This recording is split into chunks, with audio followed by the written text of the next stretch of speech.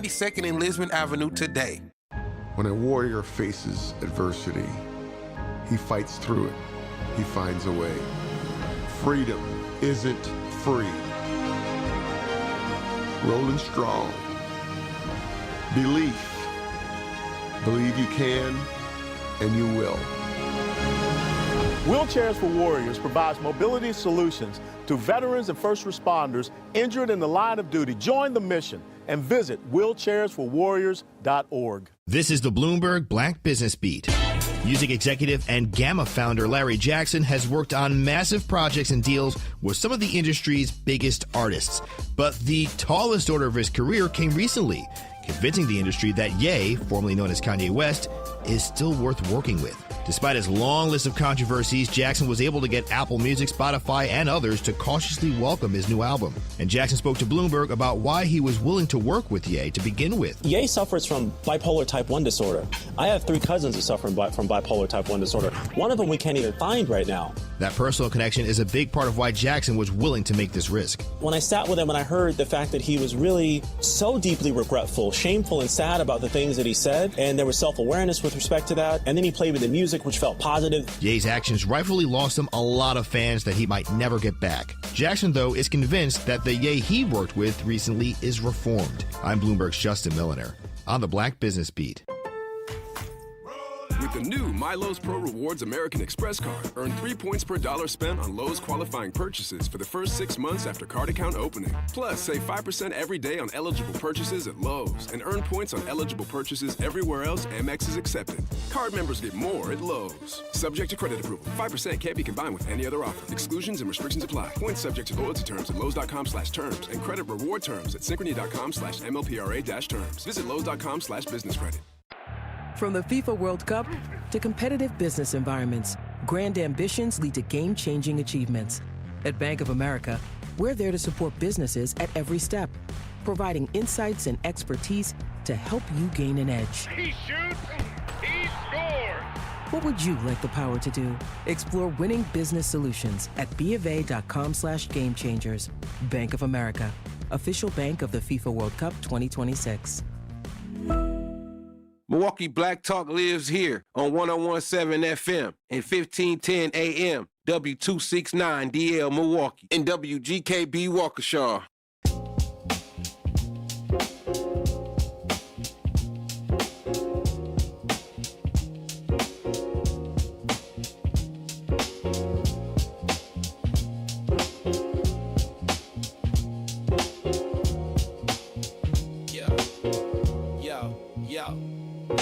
He steps to the mic with a boom ping ping. Wisdom sharper than a beast's fierce sting. Words like fireflies that light the night. He turns the dark into blazing bright. Boom ping ping, the truth takes wing. Milwaukee's voice, let the city sing. Boom ping ping, hear the freedom ring. Sherwin's the king, all the airwaves king.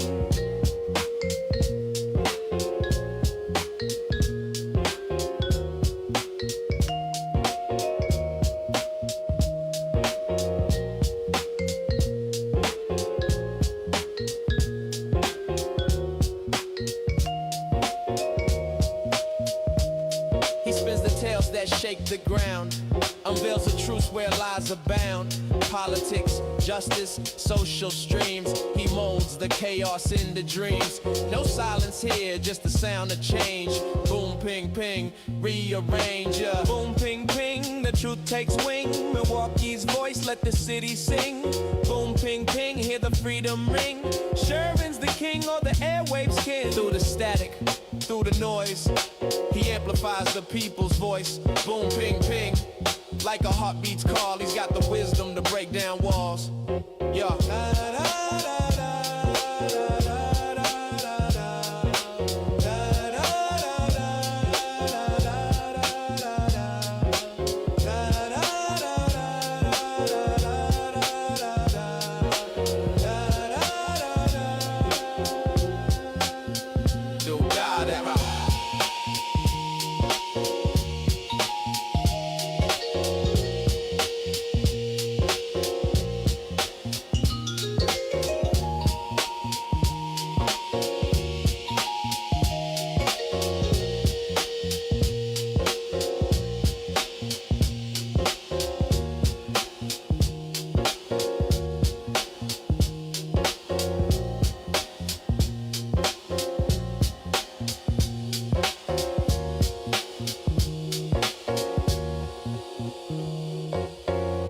Good morning.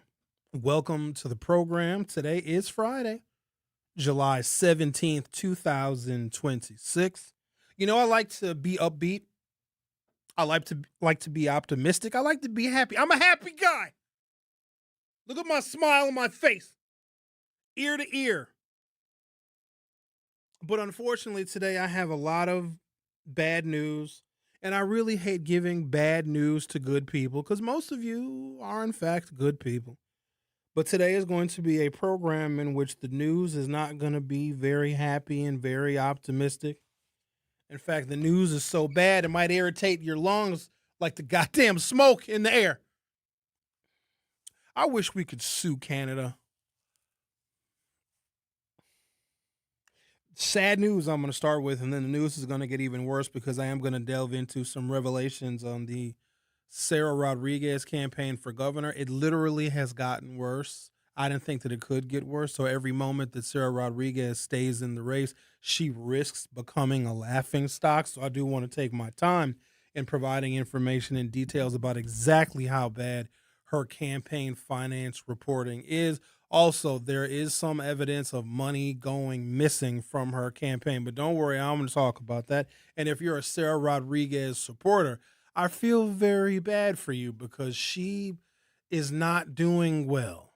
So we're going to table that for a second. I want to get to some of the worst news of the day. I want you to brace yourselves if you need to go and refill your coffee, or perhaps you're drinking vodka, because I don't know why you wouldn't be. It is 9 o'clock in the morning and it's 5 o'clock somewhere, which is a stupid saying. It doesn't need to be 5 o'clock to start drinking. It just needs to be, you just need to be awake.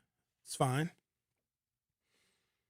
Xavier, I'm having a hard time with this story. This is very, very difficult because this is a profound and tremendous loss for the entire community. You know, I really don't like starting my shows this way. It's Friday. You got paid today. I paid Tuesday. How in the hell did you get? You must have one of them apps where you. Well, my bank is just that good. So they must borrow the money to you, and then they get paid back with your check. Probably. Which is, you got to make sure you're not being charged interest, bro. Are you sure you're not being charged? Oh no, I'm not. I'm not. Okay. Well, you got Chime or SoFi or one of them weird banks? No. So this one goes to my Chase account. Okay. All right then. So you bank through Chase? Yeah, I have a couple different banks. I bet you do. Probably have a whole bunch of credit cards and ATM cards. I mean, you know, I have my own business, you know, and then I got my own things. Well, one place you will not be able to use those debit and credit cards, and this is the worst news of the day, is that on the border in Franklin, it looks like the committee has voted 3-2 to permanently revoke their license. I know. Listen, everybody. Calm down. Hug someone if you need to. Franklin has revoked licensing for On the Border. The Gentlemen's Club recently caught up in allegations of prostitution. Can we just stress it's allegations? The Franklin Common Council voted 3-2 to revoke the establishment's Class B intoxicating liquor and fermented malt beverage licenses, its entertainment and amusement license, and a cigarette sold by machine license. Didn't even know you still had to get a cigarette license. This vote came after a hearing and closed session on the matter during a 5.5-hour special meeting on July 16th. On the Border, located at 10741 South 27th Street. I'm sure some of you know that address by heart. Was named as a defendant in a criminal complaint on June 10, 2026, which charged the business with a felony of keeping a place of prostitution. There's some nuance here because the girls are actually independent contractors, and there's new ownership and there's new management. And I don't believe that the new management and new ownership was as culpable and negligent for the prostitution that maybe the previous management maybe turned a blind eye to. I know this much. I have been going to that building for probably 35 years because before it was a strip club, it was a teen dance club called Blue Suede Shoes. And when we were teenagers, we would go to Blue Suede Shoes and we would dance and have a very good time. And then I graduated from high school and I went away to college. And when I was done with college and I came back to Milwaukee to start my life and start my career, what was a teen dance club by the time I was in my early 20s had now turned into a shake club. And so I went out there because I was curious. I was like, I wanted to see how they remodeled it. I was just curious to see how they changed the layout from blue suede shoes to the On the Border strip club. They did a very fine job. I will admit that they did a fine job because I'm an aficionado for interior decorating. And so those individuals who frequented that establishment, I will suggest that you find a new establishment to frequent. And maybe you want to consider Silk Exotic. They have several locations throughout the Milwaukee area. So if you are looking for that kind of entertainment, then there are still establishments that are available to you. I mean, if you're into that kind of thing, and that's not everybody's cup of tea. In fact, I asked a question that I'm not entirely sure I want the answer to, because I believe that business owners have the right to serve the public in a variety of different ways. There's a whole bunch of businesses that exist out there that I don't like, that you don't like, but because we don't like a particular establishment, or we may not like who they cater to, we don't have the right to shut that business down. But what we can do is we can vote with our wallets. If you don't like a particular business, simply don't go, or find a reasonable alternative, or better yet, go frequent their competition is what I would say. But I've never been involved in the game of, shut this business down because it's terrible and because it's bad. And now the allegations of prostitution, well, I'm sure there probably is some evidence of that. The court system will play itself out. But I do know that a couple of things. The women are independent contractors, so it's not always affiliated with the dwelling and with the building in which some of these acts are taking place. That's number one. Number two, I got another revelation for you, and this may break some hearts. I told you today's show is not going to be a very good one. It's going to be very pessimistic. It's not a happy show today.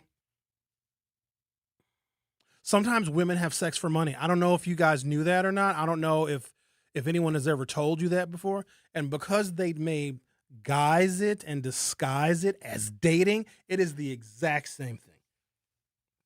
It's just in some cases, it's a little bit more straightforward and a little more direct and a little more transactional because, gentlemen, I'm sure you can relate.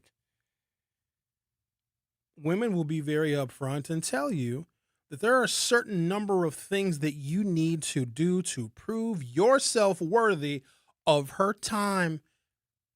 You may have to do things for her. You may have to cater to her. You may have to bend over backwards to please and appease her, but you also will have to demonstrate that you have the financial wherewithal to take care of her. You will have to spend a certain amount of money, and sometimes that amount of money is astronomical. And then and only then, once you have reached that threshold, will she even consider taking things to the next level.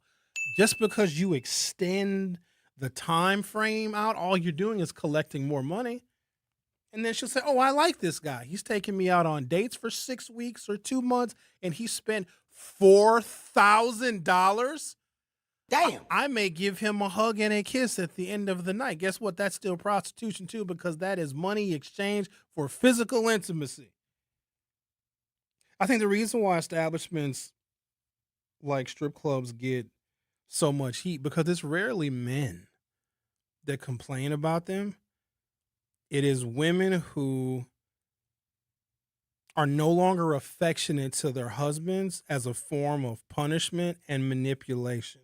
And when these kinds of establishments exist, where a man, however transactional it is, where a man can get attention and affection from a woman, wives don't like that because they want to have the monopoly on who gives their man attention and affection.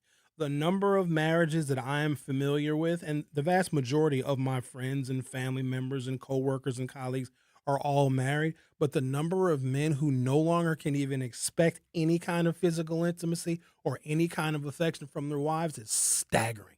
It frightens me to death. It really does. Because at any point in time, she can just stop. Whenever she receives everything that she wants to receive, if she wanted the house and gets the house, she wanted the kids, she got the kids, she has the lifestyle. There's no need for her to pursue physical intimacy with her husband. But here's what's crazy. She may pursue physical intimacy with somebody else, but the husband, the one she married, that's the sucker. That's the provider. Sorry, married fellas. I'm not trying to call you out, but the reason why there's so much, I guess they antagonize strip clubs is because it's a place where men can get a desire and a need met. And I'm not even talking about sex. Sometimes you just want a pretty girl wearing a very small bathing suit to say hello to you and to say that you're very handsome. It goes a long way. And I think that men who are underappreciated and who don't get any affection are some of the most dangerous human beings on the planet. Men that are cast aside by women, that don't get any dates, that don't have any girlfriends. Like, those men become recluse and they become very insidious and very dangerous. And there's a juxtaposition here. A man who gets laid is very calm and very happy. He gives to charity. He votes. He picks up litter on the street. Like, a man that is getting it is just a pleasant human to be around. He adopts kittens. You know, he fosters dogs, and he only gets rescues. He only goes and gets his pets from the kill shelters. Like, men that have someone providing physical intimacy to them are much better people. Does that make sense to you? I know you're over here agreeing, Xavier. Xavier, had you ever been to On the Border? Now, I have admitted that I've been there before, but I just wanted to see how they redecorated the place after it transitioned over from a teen club. No, but I do see that they bring on some of my favorite exotic or adult actresses. They come to dance there. Well, not anymore. Now they got to go to Silk. Unfortunately, but I guess it's more convenient to me if I ever wanted to go. Well, Silk is closer to you. Yeah, they're both right down the street. Sure. Have you ever been to Silk? I've actually never been to a strip club ever. What? It does. Seeing naked women dance around, that doesn't do it for me. Especially the ones I can't touch them. I can't do anything. I'm just good. I'm good off of it. I find it interesting, but not shocking, that you definitely are in support of the industry and you believe, like I do, that sex work needs to be recognized and it needs to be respected. But the fact that you haven't been into one of those establishments tells me that there's no way that you can know what it actually is until you go. And it's not necessarily beautiful women just dancing around. There's a vibe. There's a feeling. There's an overwhelming sense of relaxation. So any other bar that you may go to in the Milwaukee area, there's always the risk of somebody getting too drunk and fighting. People don't fight at strip clubs. Everybody is happy. People are just walking around. There's something about women in that environment that it relaxes everybody. Nobody is uptight. Everybody is just chilling. Now, if we can just get Silk to open up for lunch, because what do I do when I leave here? It's noon. Right? Because Silk is right here, right a half a block north of where we're sitting. Right. If I look out this door right here, Silk is right across the street from the Federal Building. I'd like to go over there and get a sandwich. I heard strip clubs do make great food. Is that true? From what I've read, because I'm a well-researched man, when On the Border offered a free lunch buffet, it was catered in by a local restaurant. And when I say free, it was free. You came in, you paid whatever the cover charge was, and they figured, okay, they're open at noon. You don't need to leave to have lunch. You can sit there, you can have lunch, and guess what? You're probably going to buy a beverage or two. And you might end up chatting with a very lovely young lady, talking about how she is paying her way through college. Next thing you know, you're getting a lap dance. So it actually is very much worth it.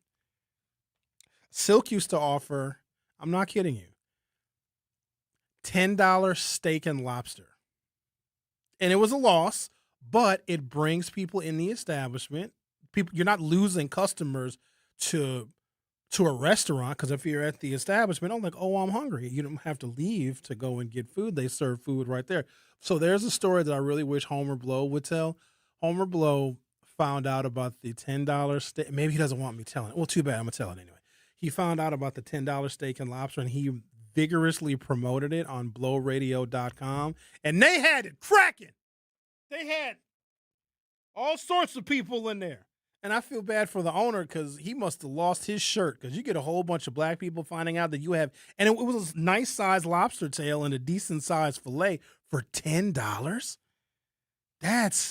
You can't let too many people know about that. In fact, I believe it was so successful that Silk discontinued it. And so here's what I'm saying. I'm here to petition the court, or whoever will listen. Bring back the $10 steak and lobster at Silk, and then Silk should be open during the day. And I'm not saying for myself necessarily, because some days I have to go and do very important things. I've got to meet with very important people. I've got to have many important conversations. I have many important meetings during the day, so I'm not always available to partake in such shenanigans. But just for other people's sake, and also to boost the offerings of entertainment that we have downtown. You know what I'm saying? That's all I'm saying. And Xavier, I think you need to check it out. Here's what I think I'm going to do for you. You pick the day, okay? And I will make sure that you have a top-notch VIP experience at Silk Exotic, the location of your choice. You don't even have to do anything. You can just relax, have a couple of drinks, maybe bring a friend with you. And Yeah, I just a lady want friend. Bring whoever you want to. Yeah, I'll bring a lady friend and we'll enjoy the strippers. Let me just tell you, though, word of caution, bringing a woman to a strip club is a lot of calculated risk. Risk that's actually good for you. Because when so many other beautiful women are around, it engenders this particular type of competition, especially if the woman you are with sees your attention divided amongst the other women. Let's just put it this way. It may work out very well for you, sir. So, sounds like a plan to me. Okay, I'll make sure that happens for you. I'm going to take a break. When I come back, we got some revelations in the Lieutenant Governor Sarah Rodriguez campaign for governor. You just can't make this stuff up. You really can't. And so I'm going to provide for you in chronological order the revelations that have transpired literally in the last 24 hours in the Sarah Rodriguez campaign for governor. It also shows that Democrats are they're just screwed up. They really are.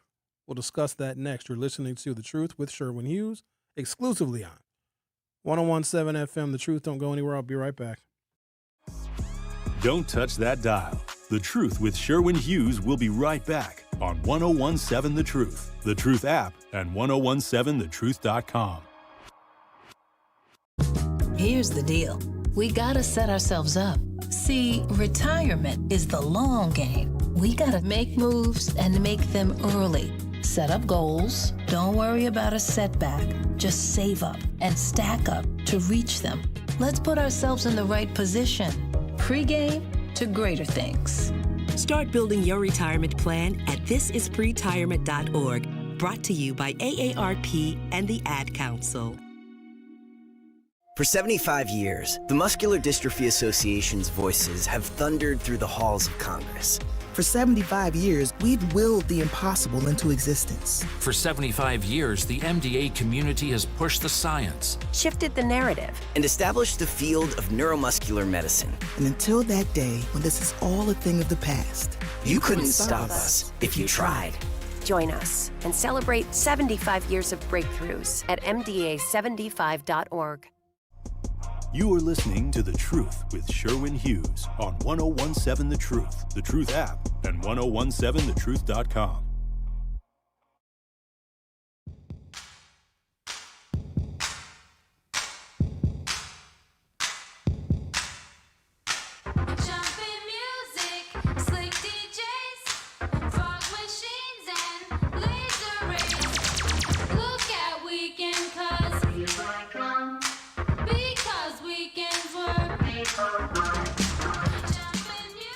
Before I get into the embarrassing details of the Sarah Rodriguez campaign for governor, do I dare read some of these YouTube comments? I know I started the show on a little bit of, maybe it's a controversial note, talking about a strip club that has closed.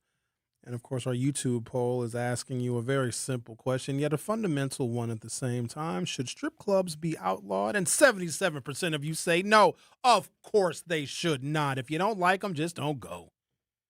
There also is a narrative that, oh, all those girls are being trafficked. No, some of them actually like what they do.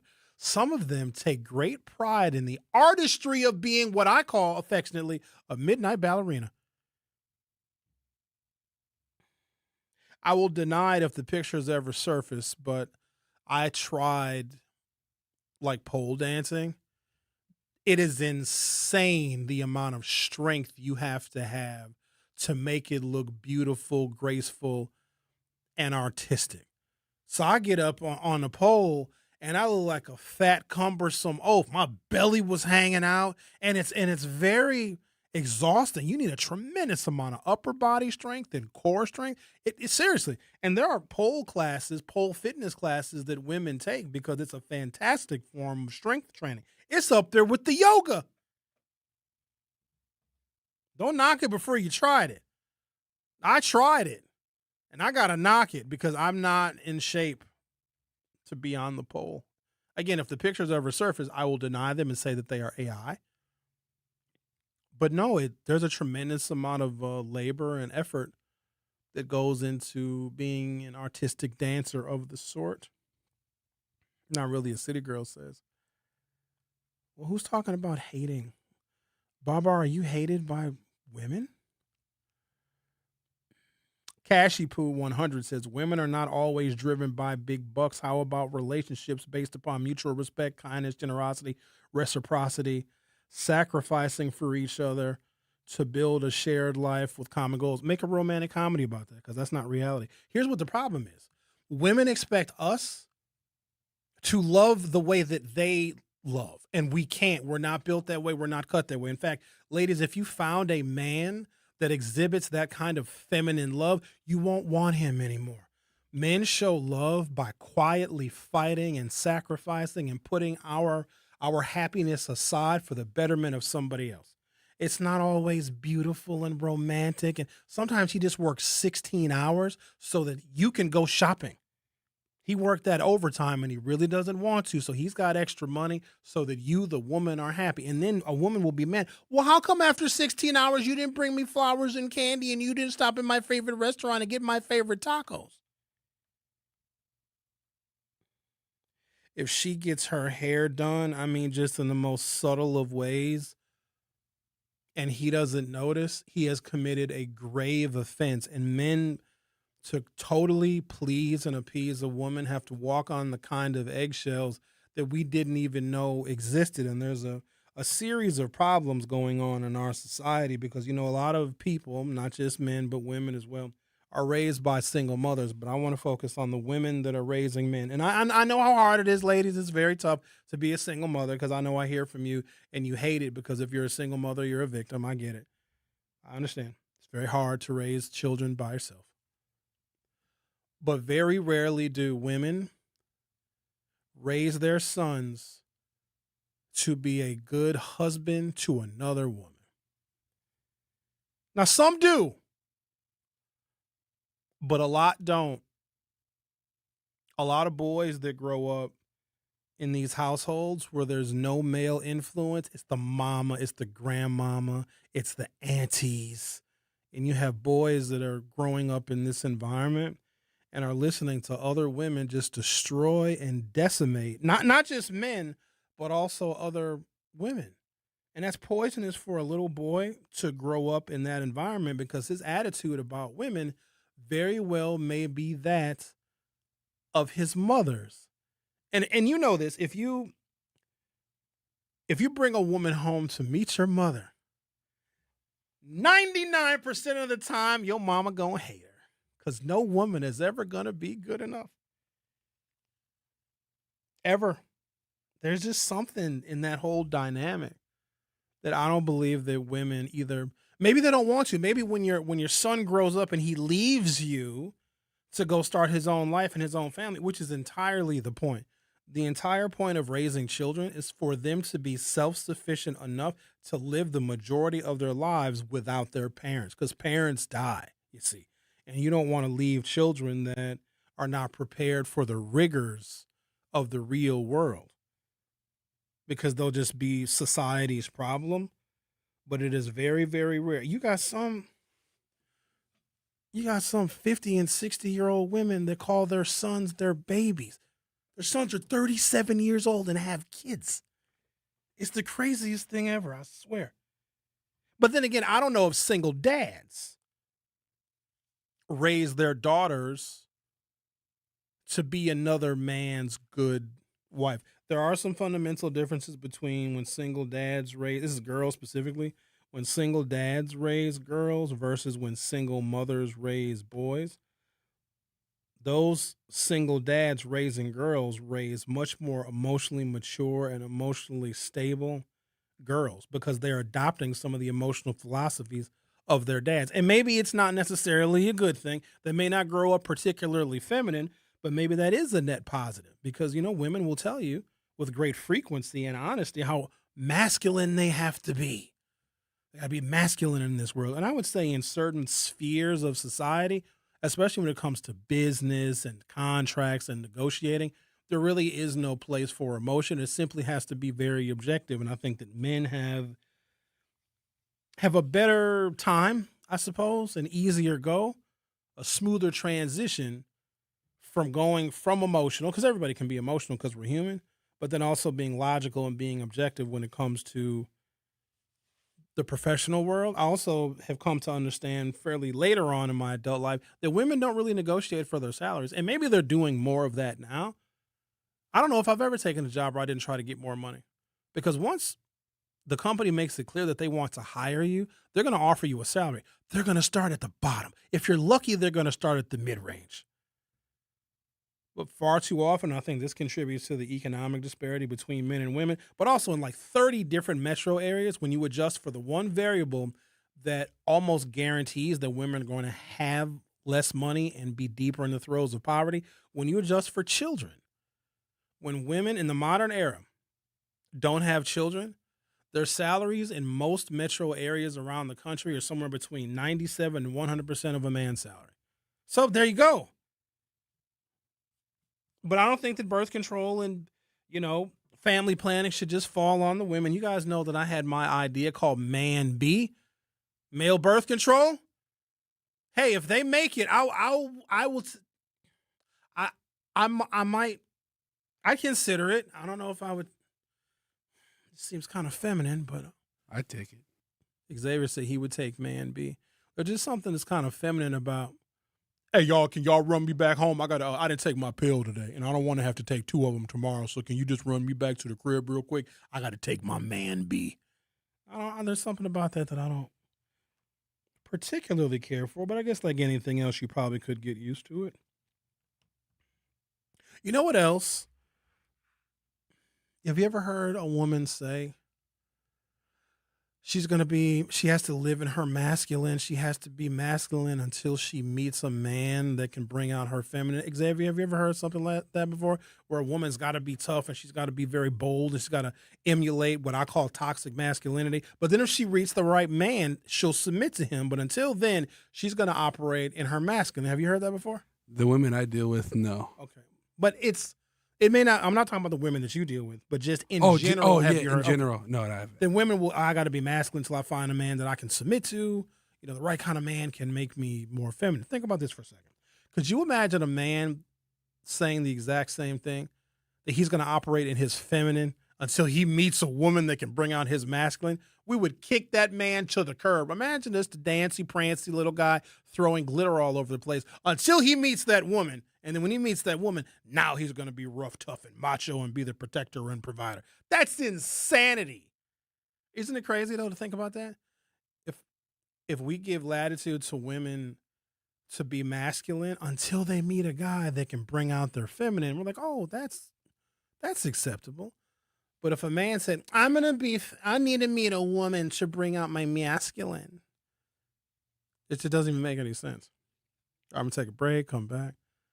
This show is going to be wild today because it's Friday, and I don't really care. You know what I'm saying? We're going to get some stuff done today. We're going to accomplish some things.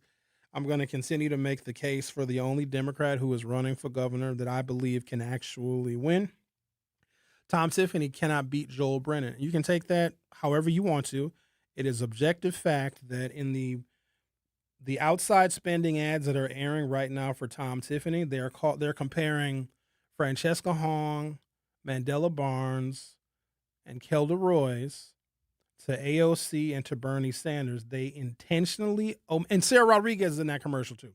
They intentionally omitted Joel Brennan from that hit piece commercial because the Republicans know that they can't put Joel Brennan in a lefty, liberal, democratic, socialist box.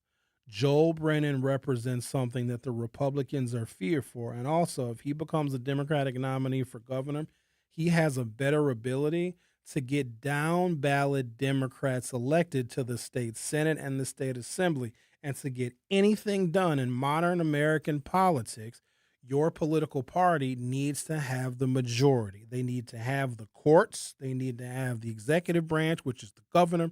And they need to have both chambers of the legislature. And Joel Brennan has a better chance of doing that than any of the other candidates. But don't worry.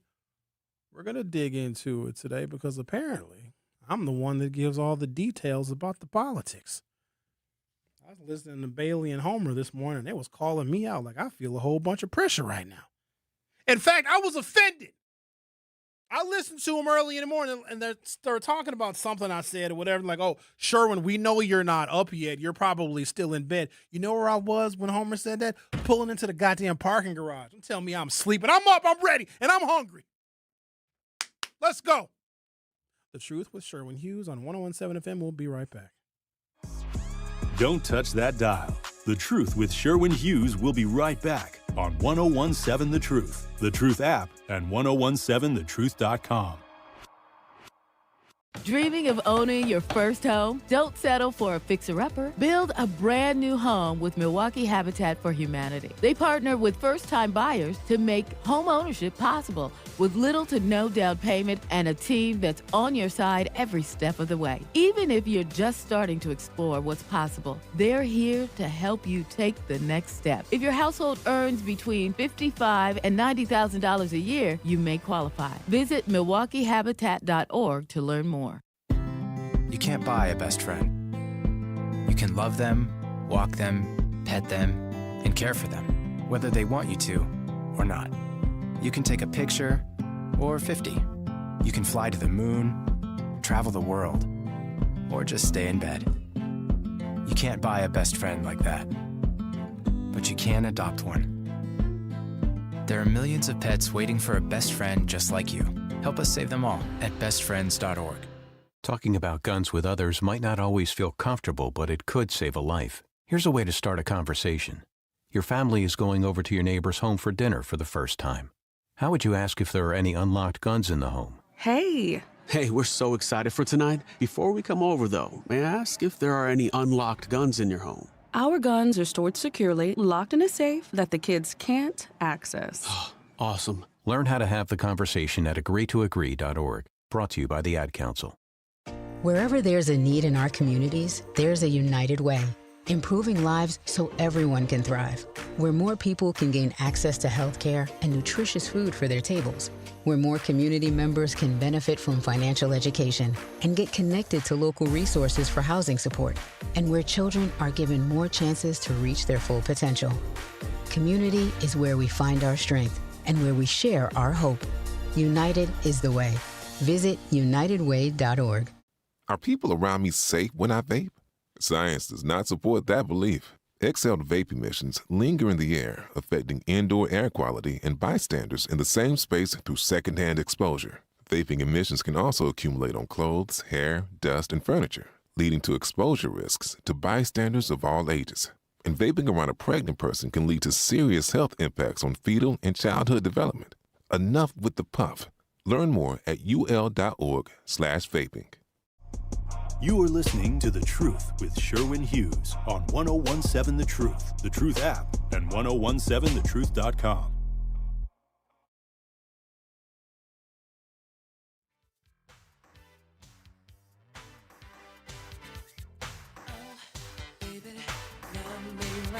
Let me love you till you get right. Can't you let the others be?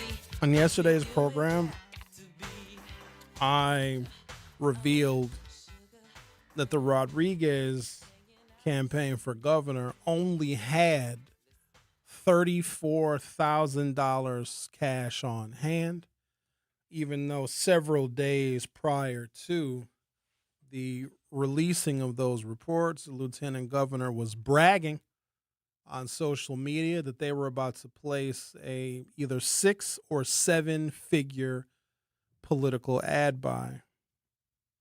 That, ladies and gentlemen, was a falsehood, and the Rodriguez campaign knew that it was. In fact, that announcement was a part of the strategy. You can intimidate other candidates, especially candidates who have a constituency that I believe is of some value. And so when I look at David Crowley's campaign, David Crowley did have a large number of African Americans, especially in southeastern Wisconsin, particularly Milwaukee County and the city of Milwaukee, that were supporting him. And as long as he was in the race, he would have that constituency. So him being in the race essentially locked up what I believe is a valuable constituency, but there's a very unusual set of steps that go into political strategy. But also, I need to say this as well. White people are terrible Democrats. I said that, and I gave you a little moment of silence there to internalize that. And we really shouldn't be listening to them when it comes to the strategy of the Democratic Party, because if you look at the actual, real, raw, and objective data that we get in every single election, ladies and gentlemen, there's so much information that's made available to us about the data and statistics of every election. Because you know our elections are scrutinized because Donald Trump, especially per his speech he gave last night that I did not hear 1 second of, believes that the elections are fraudulent and China got involved, and he's trying to make the case for the federal government to be much more involved in voter data. And, of course, he has his SAVE Act, blah, blah, blah, blah, blah. I said all that to say this. Our elections are incredibly scrutinized, and so we have a tremendous amount of data, whether it be exit polling, whether it be the ground level data at the ward level, at the city level, county level. We have all of this data. And when you look at it nationwide, the majority of white people in this country vote for Republicans. Period. The majority of them do. Now, not all of them, but the majority of them. White people are better at being Republicans than they are at being Democrats. And I'll give you another example because we are operating under a false premise. People believe that white women vote for Democrats. They don't. I don't even know where you heard that from. They have mastered this veneer of appearing empathetic and sympathetic and being into the sisterhood and promoting feminism. That's a lie. That's also another trick of white supremacy. White women have only voted more Democrat than Republican in 2 elections in like the last 70 years. 1964, and then I think like Bill Clinton in 1992. In every other election, white women, regardless of who the candidates are, regardless of what the political tone and temperament is, white women vote for Republicans. Now, I don't even know how to analyze that strategy. You're going to have to talk to them about that, but I wouldn't advise you talk to white women about that because they're going to lie in your face and you're probably going to believe them. Because all they got to do is start crying to appear more authentic. Sherwin, why would you say something like that? Why would you say, I voted for a Republican? And then she'll just go vote for a Republican. And it makes me feel bad. Oh, I'm sorry, ma'am. I'm sorry of accusing you of voting for a Republican. So white people are very bad Democrats. They don't have a lot of experience with it because the Republican Party has always been more ethnocentric toward the betterment and the preservation of the institutions that white people created. There's something about a conservative. They want to conserve the traditions and the values of America. And think about the bowels of this country, like literally the Constitution. It is a document that preserves a small group of very wealthy, powerful people to do absolutely whatever they want in this nation. Now, it does allow some latitude and flexibility for everybody else, you poor people. But for the most part, in this republic, not necessarily a democracy, but a republic, there's always a designated group of people that will be in control. And just like you have oligarchs right now, you have slave-owning plantation owners that literally created the foundation of this country. So the fact that we have very, very wealthy people now getting into elected office was written from the very, very beginning. None of this should be shocking to anyone. I said all that to say the Rodriguez campaign is one of tremendous embarrassment because this is a time in which Democrats do, in fact, have the wind at their back. There is a real need for policy change, and also will remark that the Democratic Party in Wisconsin, if not nationally, the party itself is weak. The messaging is weak. The strategy is weak because I don't know if Democrats know how to run in a nation that has fundamentally been flipped upside down by the Trump administration. There is something that we can certainly point to, that now Democrats can ignore the African-American vote. And so when David Crowley was in the race, he did have a sizable percentage of the African-American vote. But now that David Crowley is out, that black vote is unaffiliated. So we're out here dangling. Okay, we're just out here hanging. They wanted the black vote to be unaffiliated because when it was affiliated with David Crowley, it could represent a margin that could harm other candidates from advancing in the primary, you see. So those African-American votes, maybe they went to Francesca, maybe they went to Kelda, maybe they went to Sarah Rodriguez, maybe they went to Joel Brennan. But while David Crowley was in the primary race, he had a percentage of that vote that was just going to be affiliated with him, just like Francesca has an affiliation of voters that are only going to vote for a Democratic Socialist. Now that David is out of the race, the black vote is now unaffiliated. That doesn't mean that any of these candidates are going to court it. It just right now it's no longer locked up with one candidate. So it gives more breath politically for other candidates to potentially do better because now the black vote is either suppressed and or non-affiliated. So I'm going to hold that thought, take a break, come back. The Rodriguez campaign reported there were some errors in which they had more than $34,000 cash on hand. They actually had more like $640,000 cash on hand. But then there was another amended report that said, nope, the original $34,000 was correct. We also found a very unusual campaign entry in her finance report because it lists where their money has been going, you see. Apparently, the Rodriguez campaign gave $1,500 to a Republican women's group. Now, the Republican women's group was like, we never received that money. But the entry is in the Rodriguez campaign finance report. So now we have $1,500. And it's stated and noted in a signed, notarized, and authorized campaign finance report that the Rodriguez campaign, gave $1,500 to a Republican women's group. The Republican women's group said, we've never received the money, nor would we take it. So now we got to find out where that $1,500 went. Enter Kara Spencer, the former campaign manager for Sarah Rodriguez, who we know was $8,000 in debt and had some evictions on her record. I'm not saying that Kara's girl stole the money, but we don't know where the $1,500 went. Why on God's green earth, as a Democratic primary candidate and the current Democratic lieutenant governor, would you even allow an entry on your campaign finance report of a donation to a Republican women's group? What is happening? Sarah, you got to drop out of the race. You have to. Otherwise, you're going to make my life easy. Because I just talk about you. I'll talk about you and Trump all day long. Because this is ridiculous. The Truth with Sherwin Hughes on 101.7 FM. I'll be right back. The Truth with Sherwin Hughes returns after this on 101.7 The Truth app, and 1017thetruth.com. My mom has decided to learn to paint, and she's good. My dad's now into creative cuisine, and I've already put on 6 pounds. Learning new things comes with age. My mom, she started forgetting my name and what we're talking about. Forgetting well-known things doesn't. Memory loss may be a sign of Alzheimer's disease. Early detection gives you and your loved one time to plan for the future. Learn the warning signs of Alzheimer's at 10signs.org. Brought to you by the Alzheimer's Association and the Ad Council. The possibility of lung cancer can be pretty scary, especially if you're one of approximately 8 million current or former smokers at high risk. That's why SaveByTheScan.org wants you to know that now there's a breakthrough low-dose CT scan that can detect lung cancer early, and it only takes 60 seconds. You stop smoking, now start screening.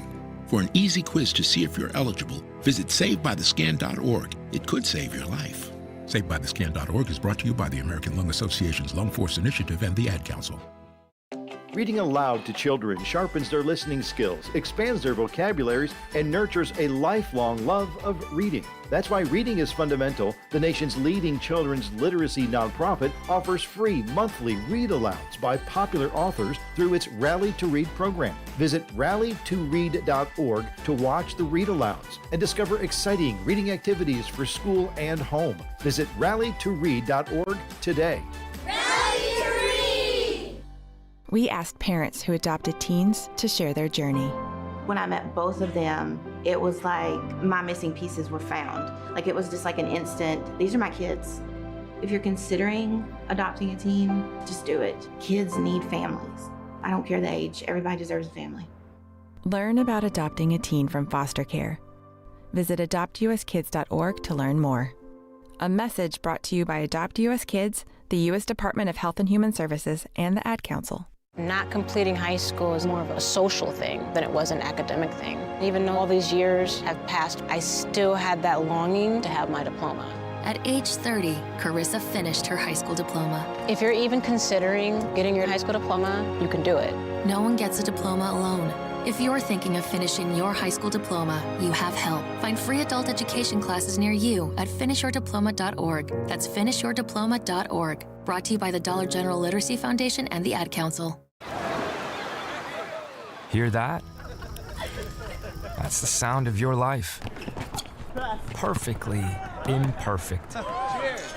Beating in rhythm to the world you've created. But every time you drive after drinking, the music gets drowned out. Your life sounds pretty great. Don't let a buzz ruin it. Buzz driving is drunk driving. Don't drive buzzed. A message from NHTSA and the Ad Council. You are listening to The Truth with Sherwin Hughes on 1017 The Truth, The Truth app, and 1017thetruth.com.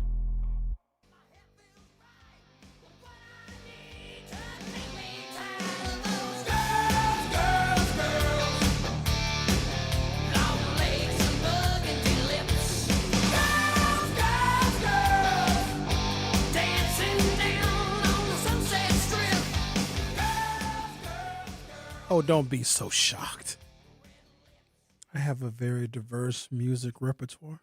Well, I mean, you did grow up in kind of suburbs, so. I'm totally an MTV generation kid. We got cable in 1982. Michael Jackson and Prince became as popular as they were. I mean, not just because they are stellar artists and are the peak and primest examples of musical creativity, but because MTV pumped that music into middle America via cable television. And that's why I believe some of the phenomenal success that those men enjoyed while they were alive reached the levels that it did. But also, when you are that kind of a phenomenal talent and star beyond measure, it will kill you. And most of the time, I would argue it probably is not worth it. Just like it's not worth it for Sarah Rodriguez to continue her embarrassing campaign for governor. And this is just another example of the Democratic Party in Wisconsin it's fragmented and the candidates are discombobulated.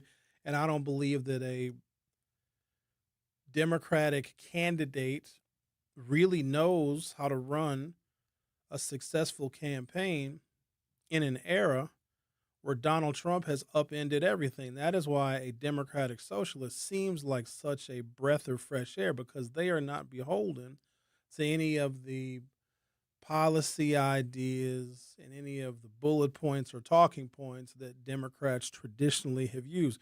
Francesca Hong is a representation of a broken party. like Donald Trump was the representation of a broken Republican Party in 2016. Whenever the party is broken, it does not know how to win or if it has lost its way, and the Republican Party had lost its way between 2008 and 2016 because Barack Obama got elected and then reelected. In fact, Barack Obama did enjoy a Democratic majority for his first 2 years in office. And the number of Democrats that ran for office, especially black ones all over the country, that were inspired by Barack Obama also was more evidence that the Republican Party was broken. And when the party is broken, that is when you get these wild, insane primaries where you have 5 people running, 10 people running, 15, almost 20 people running like they did in that Republican primary in 2016. Francesca Hong is a representation of a broken party because she can come in and say, hey, here's a whole bunch of stuff that nobody is willing to talk about and a whole bunch of stuff that nobody is willing to say. And it sounds very good and it sounds very refreshing. But the reality of it is a little bit difficult to obtain because you don't get any of those proposals passed and realized into law unless you have a legislature that is willing to oblige you. Joel Brennan can be Tom Tiffany. Francesca Hong cannot. Now, I don't expect any of you to believe me, but I assure you I will be proven right because the Republicans are not going to waste their money. They don't waste their money. In fact, they're very good with their spending. When they spent $30 million on ads in 2024, targeting black men specifically, talking about transgender affirming care and girls and boys and girls sports, it actually worked. That doesn't mean that more African Americans voted for Trump. It meant that more African Americans, men in particular, likely stayed home for Kamala Harris. So they know how to use their money strategically. And I'm alarmed that so far the ad buy has been about $2.2 million, where the Republicans and Republican-affiliated groups are supporting Francesca Hong's candidacy because she, to them, would be the easiest one to beat. That gives me some caution. Because if Republicans are going to spend that kind of money to influence a Democratic primary, they're going to influence a Democratic primary to get a candidate through that primary that they know that they can beat in November. They cannot beat Joel Brennan. And you may not even like Joel Brennan, which is fine. He may not like you either. But this is going to... Wait, who dropped out? You just get some breaking news? I guess Sarah Rodriguez dropped out. All right, well, we got breaking news then. We'll take a break, come back. Well, that's one less problem to worry about. Listen here, Sarah. Don't endorse nobody. Don't you put that evil on nobody, Ricky Bobby. Happened 18 minutes ago. The Truth with Sherwin Hughes will be right back. The Truth with Sherwin Hughes returns after this on 1017 The Truth app, and 1017thetruth.com. Life's better with American Family Insurance because we know you love working weekends. If it means working on your dream home, both inside and out.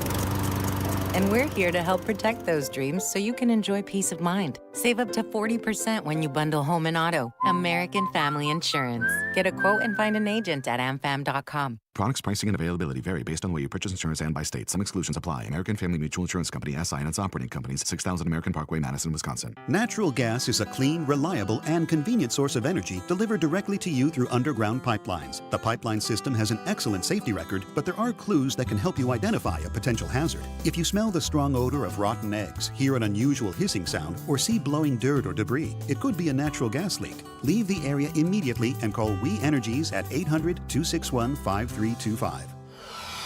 We Energies. People you can trust. Energy you can depend on. At Milwaukee College Prep, we believe brilliance lives in every child. Here, students are challenged, supported, and celebrated every single day. With small class sizes, dedicated teachers, and a proven track record of academic excellence, MCP is helping Milwaukee kids reach their fullest potential. Enrollment is still open for grades K-3 through 8. Apply today. Give your child a school where they'll thrive. Visit mkuprep.com or call today. Milwaukee College Prep, brilliance lives here.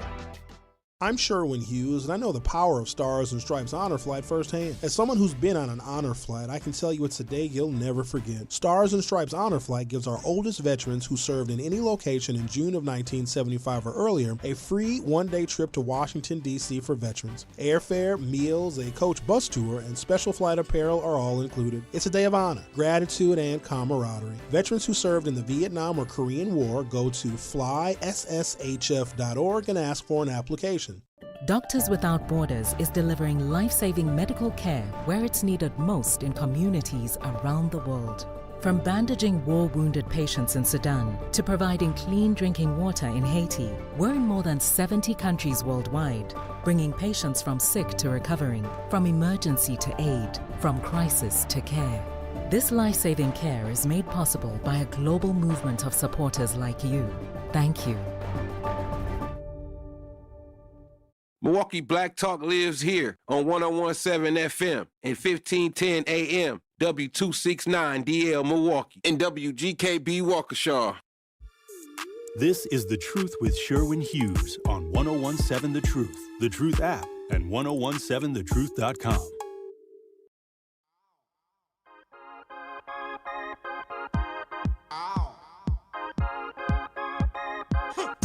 Welcome to Hour 2 of The Truth with Sherwin Hughes. So these latest details in her campaign finance report that was made public last night, and shout out to Jessie Opian. She's been doing a yeoman's job of following these campaign finance report revelations in the Rodriguez campaign. So there was an entry in the Rodriguez campaign finance documents where there was a $1,500 payment made to a Republican women's organization. I have it here. Do I have the letter? I do.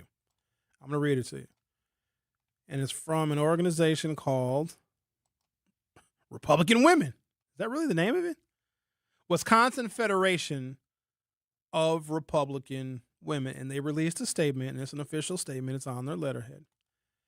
And it says, for immediate release, July 16, 2026, Republican Women of Wisconsin, quote, we never received the $1,500, quote, donation Sarah Rodriguez claims she sent us. Complaint filed with the Wisconsin Ethics Commission. So in Sarah Rodriguez's campaign finance reports, and it's glaring. If you're looking at her reports, you have to wonder why the current Democratic lieutenant governor, who's was a candidate for governor running as a Democrat, would give $1,500 to a group of Republican women.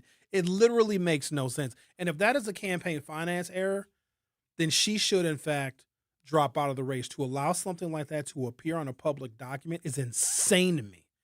It's insane. And so the Republican women were contacted by the media. Hey, why did Lieutenant Governor Sarah Rodriguez give you the Federation of Republican Women? Why did she give you $1,500? And they're like, we have no such entry. And they also said, I'm going to read the statement in a second, that we wouldn't even take it. So they're saying if Sarah Rodriguez even sent them $1,500, that they would return the contribution. And so they have no record of ever receiving the money. If they did receive the money, they said they would have quickly returned it. But now $1,500 is unaccounted for in Sarah Rodriguez's campaign finance reports. The Wisconsin Federation of Republican Women confirmed yesterday that their organization has no record of receiving the $1,500 transfer that Lieutenant Governor Sarah Rodriguez's gubernatorial campaign reported making to them on February 17th, 2026, in the transfers out to other registrants section of its campaign finance report. They said they have filed a formal complaint with the Wisconsin Ethics Commission requesting an investigation of this discrepancy. Had this money reached us, this is their statement, we would have not accepted it. Our organization does not take contributions from Democratic candidates, and no such donation would have ever been kept. But the money never arrived, and that raises questions Sarah Rodriguez needs to answer. Just days ago, Rodriguez fired her own campaign manager, Kara Spencer, after admitting her campaign's finance reports contained double-counted contributions and hundreds of thousands of dollars in unreported expenses. Against that backdrop, a $1,500 line item that we, the Republican Women of Wisconsin, can confirm never reached our organization is not a minor footnote. It's one more entry in a growing list of numbers on Sarah Rodriguez's campaign filings that don't match reality. The Republican Women of Wisconsin are calling on the Rodriguez campaign to A, publicly account for the $1,500 listed as transferred to their organization on February 17th. B, explain why this entry, unlike others in the same filing, omits the treasurer name and address. Uh-oh! Your treasurer is supposed to sign all of these documents, but the treasurer wouldn't sign it. And C, cooperate fully with the Wisconsin Ethics Commission's review of this matter alongside its existing review of the campaign's other filing errors. Wisconsin voters have already been told once that Sarah Rodriguez's campaign finance reports can't be taken at face value. They deserve to know whether this is another example or potentially another fraud mechanism invented by the Sarah Rodriguez campaign. That is a damning rebuke of the Rodriguez campaign. Let me rewind time about 18 hours. Sarah Rodriguez's campaign filed an amended campaign finance report yesterday afternoon that shows her cash on hand to be $643,207. That is a massive and unexpected swing from the $34,991 that was reported the previous day. All right. So that was yesterday afternoon, and I covered that on the Hughes Views 414 podcast. If you haven't subscribed to the Hughes Views 414 YouTube channel, I think you should, because there we go into even greater depth of some of the political issues of the day in an uncensored format where we also take live callers. So last night, I remarked on the fact that, okay, the Rodriguez campaign has got $600-some thousand, which would have put her in fantastic company. In fact, she would have been the leading fundraising candidate. So yesterday afternoon, follow me now, this gets crazy. The Rodriguez campaign did an amended report that showed, oh, they messed up on a couple of things. They actually have $640,000 cash on hand. Again, yesterday evening, they filed another report and said, no, the $34,991, no, that's actually how much we have. Just think about that for a second. This smells like fraud, and I'm not making that accusation. I'm not. But if the Republican women are listed in the Rodriguez campaign finance report of having received $1,500 and they have no recollection or record of ever receiving the money, and even if the Republican Women's Group did receive the money, they said they wouldn't have accepted it. Now we have at least $1,500 that was supposedly donated or spent by the Rodriguez campaign, and we don't know where that $1,500 is. Yesterday evening, they came out with another campaign finance report and said, yeah, we only have $34,000 cash on hand. And maybe the lieutenant governor was a victim of embezzlement. Maybe there were people that were intimately involved with her campaign that were stealing her money. But how do you not notice that? How do you not?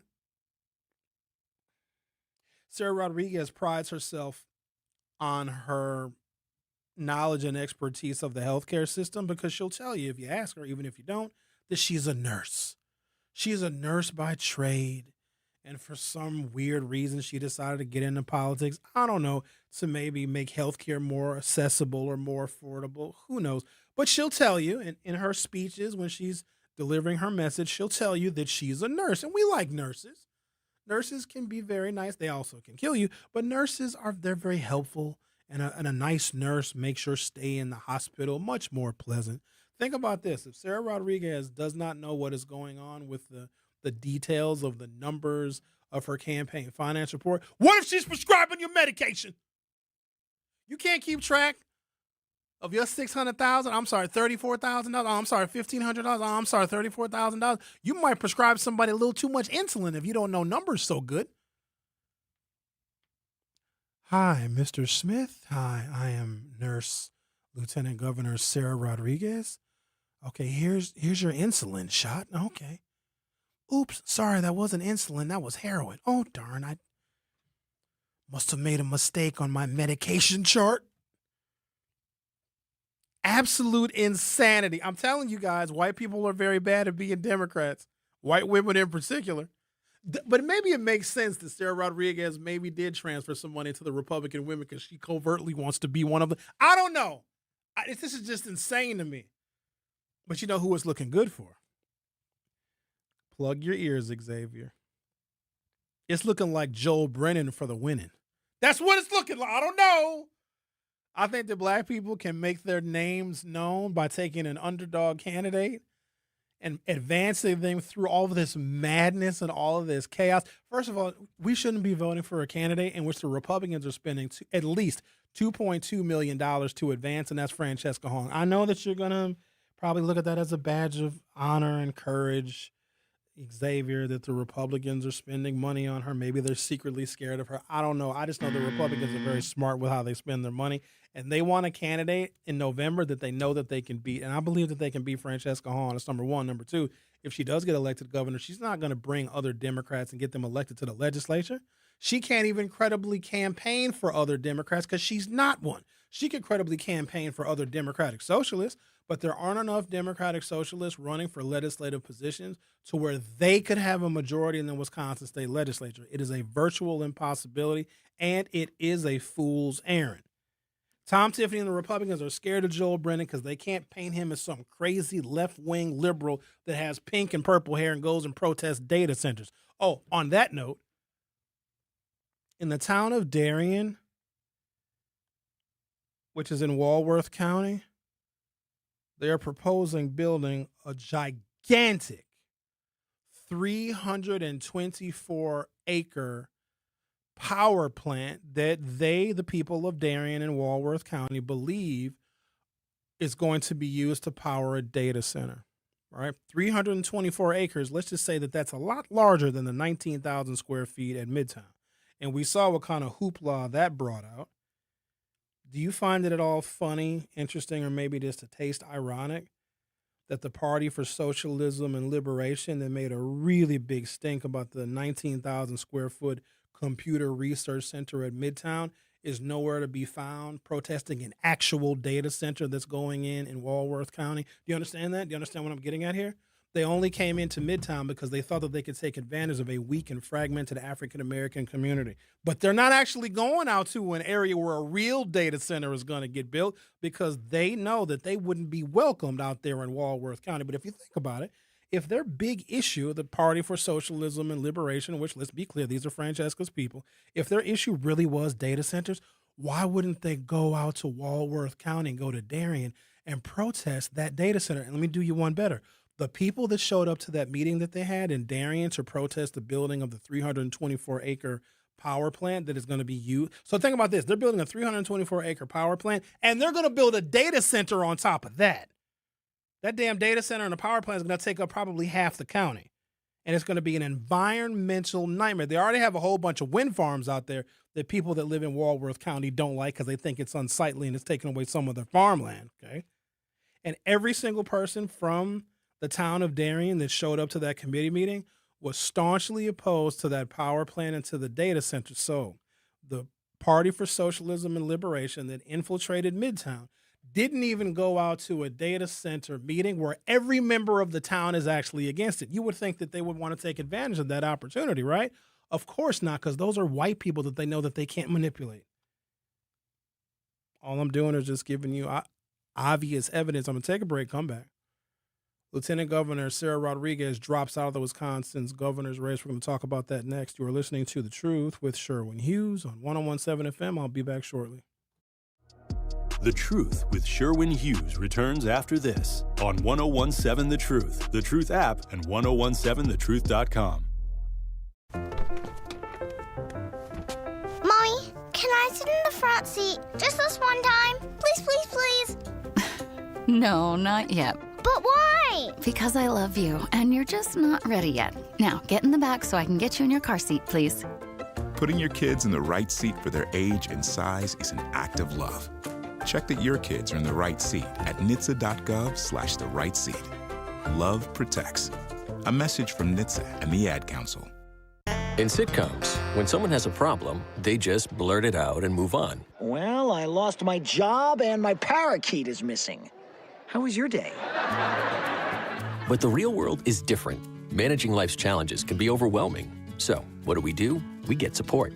The Huntsman Mental Health Institute and the Ad Council have mental health resources available for you at loveyourmindtoday.org. That's loveyourmindtoday.org. See how much further you can go when you take care of your mental health. For 250 years, our armed forces have bravely served America. Wounded Warrior Project honors that legacy by supporting post-9/11 service members and veterans like Anthony, a Marine who was injured by a roadside bomb in Afghanistan. They carried me through my injuries, not just my physical, but my mental. And seeing other vets doing the same thing helped me tell myself, hey, you can do this. Join us in honoring warriors at woundedwarriorproject.org/America. In the United States, a vehicle is stolen every 31 seconds, about as long as this message. Luckily, you can take a few easy steps to protect your car in the same amount of time. Remove your valuables, roll up your windows, don't leave your car running unattended, lock your doors, and take your keys or fob. If you have information about a crime, call the police. If you suspect insurance fraud, also call 800-TEL-NICB. A public service message from the National Insurance Crime Bureau. I always had to be so good, no one could ignore me. Carve my path with data and drive. But some people only see who I am on paper. The paper ceiling, the limitations from degree screens to stereotypes that are holding back over 70 million stars. Workers skilled through alternative routes, rather than a bachelor's degree. It's time for skills to speak for themselves. Find resources for breaking through barriers at tearthepaperceiling.org. Brought to you by Opportunity at Work and the Ad Council. I'm Chris Jakimick. I served in the United States Air Force and I deployed 3 times. So in 2017, I was serving as an Air Force First Sergeant. Our motto in that role is my job is people, everyone is my business. But unfortunately in that year, I would lose my own brother, Lance Corporal Adam Jakimick, to suicide. The majority of veteran suicides are from guns. I store my weapons securely, not only for myself, but for my family. Store all your guns securely. Help stop suicide. My service never stops. Brought to you by End Family Fire and the Ad Council. You are listening to The Truth with Sherwin Hughes on 1017 The Truth app, and 1017thetruth.com.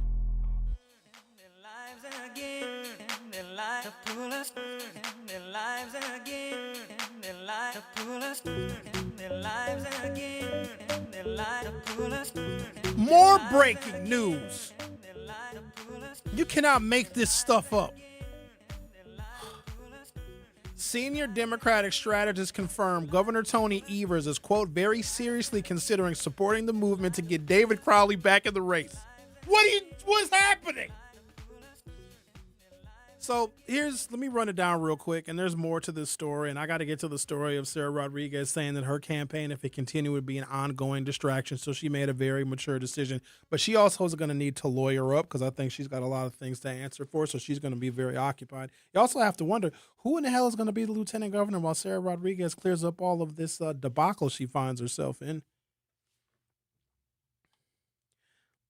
There's also another quote here. Oh, this stuff is fantastic.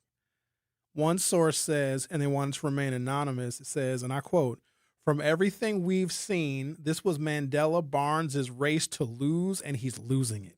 Damn, Mandela. You're next, Mandela. There was evidence that Sarah Rodriguez knew that she had discrepancies in her campaign finance report on 2 specific dates, okay? June 30th and July 7th. Xavier, can you do me a favor and look up the actual date in which David Crowley dropped out of the race? So Sarah Rodriguez knew that she had problems, didn't tell the Crowley campaign. The Crowley campaign ends and endorses Sarah Rodriguez on that exact same day, and she knew that her campaign finance reports were screwed up.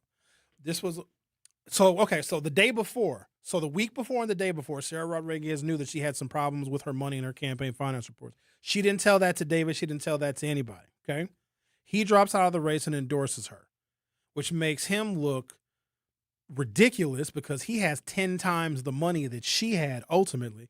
But again, it was to take the affiliated African-American vote that David Crowley had and to make it unaffiliated and unattached to a candidate. Now, don't be confused. That does not mean that the other candidates were going to court the black vote, which is fine because we as a black voting bloc can decide which candidate that we want to push through the primary and get to the general election so that they will be at least somewhat loyal to the wants and wishes of the black community.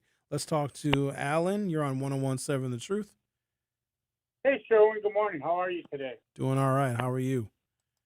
I'm listening to you, man. I'm going to tell you, you're breaking that story. I'm glad that I followed you all these years. This is you're actually doing some serious reporting, and the only thing that would be better is if you broke the story about the insider trading with these developers and certain elements of the city. Nobody cares about that but you, Alan. Yeah, they do. Believe me, they really do. I'm waiting for my. I'm going to tell you, this is you're nailing it too about the candidates, but we get to vote because this is nonpartisan. So everybody's going to vote for can't think of her name right now. I just like her so much. It isn't nonpartisan. For Hong. This is very for partisan. Hong. Everybody's gonna vote for Hong because she's absolutely beatable. Tom Tiffany got more money right now than any Republican in any race in history in the state of Wisconsin. It's just rolling in. I'm waiting for my sign, actually. I had to convince them. They thought I was pranking them. He only has $2 million, Alan. That's not more money than any Republican in the history of the state. $2 million? Yeah, it is. They have it running for governor. Yes, it is. Then Republicans don't raise a lot of money because he only has $2 million. He ain't going to run out of money. Watch. He's going to win. Okay. But I don't understand. I agree with you about Evers. I don't quite get what he's doing. The guy's a sacrificial lamb. Even he's completely beatable. The only one who's not, and that he's not the guy you mentioned, and he's not even he's just more of a centrist, left of center, normal wacky Democrat. The other ones, they're out there, man. It's just I don't even see. I just had an interesting discussion. Tom Tiffany can't beat Joel Brennan. In fact, Joel Brennan is not. Tom Tiffany does not. Yeah, because Tom Tiffany will lose it. Because remember, a Donald Trump endorsement in these days and times is the kiss of death, and Trump has endorsed Tom Tiffany. Not like it once was. I don't really think so. You can look at some of the evidence of candidates that Donald Trump has endorsed around the country, and they haven't really been doing well. Trump used to be 100% with his endorsements. He's probably less than 50% right now. So some of that endorsement strength has worn out. But, Alan, I can't have an objective conversation with you about this because you were so emotionally attached to both Trump and Republicans that everything that you say is going to reflect your emotion. No, I'm not attached Joel Brennan to Tom Tiffany can't beat Joel Brennan because in the ads that are being run lambasting the Democrats, Tom Tiffany is not putting Joel Brennan in the same box as Kelda and as Mandela and Bernie Sanders and AOC and Sarah Rodriguez. They're doing that on purpose because they can't paint Joel Brennan as some crazy pink and blue-haired circus freak because he's not that. And Joel Brennan has the ability to bring other Democrats into the legislature, giving Democrats a majority. Now, there's nothing you can argue with about that. Anything else you'd like to add? If not, I got a bunch more information I want to talk about. The strip club thing. I agree with your guy who was there. They're very boring, man. Extremely boring. And the thing about the money and your wife or your girlfriend, really, who keeps track of how much money they spend? It's like, not Sarah Rodriguez. Well, that was there, but I mean, if you can't afford stuff, obviously there's gold diggers out there. But like the strip club, like I told Ty, I said, when you're 18, 19 years old, and you're in Bangkok, Thailand on an R&R, and you go down Soy Cowboy, and you go to the you go to the American bar. It might still be there. Big open air. You know what it's like in Bangkok. It's like a circus of sex. So after that, it's all downhill. What are you going to do? You're 18. I was wet behind the ears, and I had these older guys took me out. Oh my God! I went to ride the elephant. That was more fun than that stuff. I mean, oh my God! It was even at that age, I thought it was dirty. So I go to I've been to them things a few times, them clubs. Guys want to put up, and I'm like, dude, I've had the strippers ask me, "You look really bored," and I'm like, "Well, I am," And they're like, "Well, why?" I said, first of all, my wife is for real, and I can go home and hang out with her. And secondly, this is fake. I'm not going to pay you to talk to me. I'm not going to buy a cartoon drink. Although I did get kicked out of Ricky's one year for getting the strippers all drunk on a wild turkey. The woman said to me, "Why don't you buy me a drink?" I said, "I will if you drink what I'm drinking." And she said, "Okay." So make her a double wild turkey straight. The guy came and told me, he said, "Hey, look, man, you can't even be in here. You got to go. You're ruining it for all my strippers. They can't dance no more." True story. My buddy fell in love with a stripper, and he wanted to keep borrowing money for lap dances. I finally had to cut him off. I was like, oh my, and that's all he talked about all the way home. I was going to put him out of the car. It's like, dude, it ain't real. But there you go. Great show, man. Thank you, Alan. We learned a lot from you. No, you didn't learn too much. I learn from you, though, every day. To believe it or not, I do. In another life, we may well have been, dare I say, friends. But you'd be surprised how close your views, because you can't pretend the stuff you talk about. It's not, that ain't stick. Every now and then you cut through it. And it takes a superb guy to keep me interested. I was not even interested in Rush Limbaugh the way I am to you. And Rush could get me going. But you're nonpartisan a lot. And sometimes you're even sometimes you even be critical of the black, like you are now, and it's like of the candidates. And sometimes you're critical of your own, like I am of my people. It's remarkable how close we really are. That's what's weird about politics. You're going a little too far. Let's cut the I'm conversation. not. I'm feeling the love, my friend. I'm feeling the love. Have a good week. Thank you. Thank you. You've been very nice. Thank you. Have a good weekend.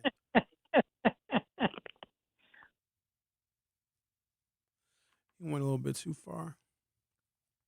Why is it shocking or rare that someone can be honest and objective about the things that we see in our society? When people are screwing up,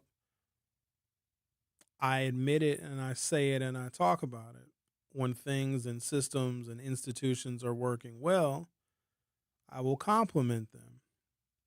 If our leadership, for whatever reason, is failing us, and if Democrats are not courting the black vote, I will shame the Democrats for that, because a lot of our political and social future exists within that party, because the Republican Party, as anyone knew it, is dead. Now it's cheaters, liars, hucksters, fraudsters, sexual assaulters, perverts, pedophiles, and outright thieves of American democracy, and that's not a political party that any of us should be affiliated with. And so if the Democratic Party has within its ranks the salvation, or at least the attempt of salvation, of people that look like me and have experiences that are similar, then I need the Democratic Party to do better. Next on the list, Mandela Barnes has to get out of the race, because he never had a credible shot in this election cycle anyway. And I know that every time we put a poll up, there are a number of you that like Jesse. And every time he runs for office, and his name is Jesse, by the way. Every time he runs for office, he is going to get a certain number of votes. But he can't win. Well, there was a poll that was done last year that compared Mandela Barnes, whose message hasn't even changed since he lost the last race. Oh, he got a commercial out now. Oh, it's just like the peanut butter and jelly, but it's with beer. Have you seen Mandela's latest commercial? You're seeing it, Xavier. Oh, I hope we can find it on YouTube, because if we find it on YouTube, I want to play it for the people. If y'all don't find it, if you don't find it, Xavier, I'm going to play it tonight on the Hughes View. He's sitting at a damn bar with, of course, it's one black dude and a bunch of white dudes, and they're drinking beer talking about, you know what, affordability is the problem.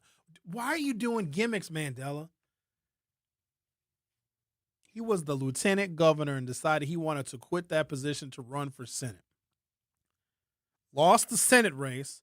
Then he decided, after David Crowley got in the race for governor, that Mandela Barnes was going to get in the race, not even to win, but to ruin it for David Crowley. And guess what? It got ruined for David Crowley. David Crowley drops out of the race, endorses Sarah Rodriguez. Just think about this cartoonish story that we have to tell right here in Wisconsin. And the Trump administration going to eat this up. This is a circus. David Crowley gets in the race for governor. Mandela said, if I'm not going to be governor, nobody going to be governor. Mandela Barnes gets in the race, clouds David Crowley's pathway to victory. David Crowley, with over $300,000 in the bank, drops out. Then endorses Sarah Rodriguez. Sarah Rodriguez only had $34,000 in the bank, and she knew it, didn't tell anybody. let David Crowley drop out of the race, and then David Crowley endorses her. And now Mandela Barnes is in the race.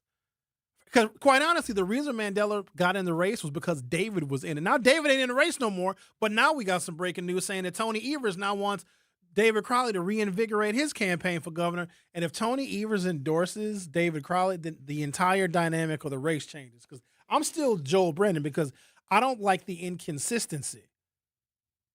What David Crowley should have done, which would have shown a higher level of executive leadership, which I personally don't think that he has. And that's not a strike against him. That brother is young.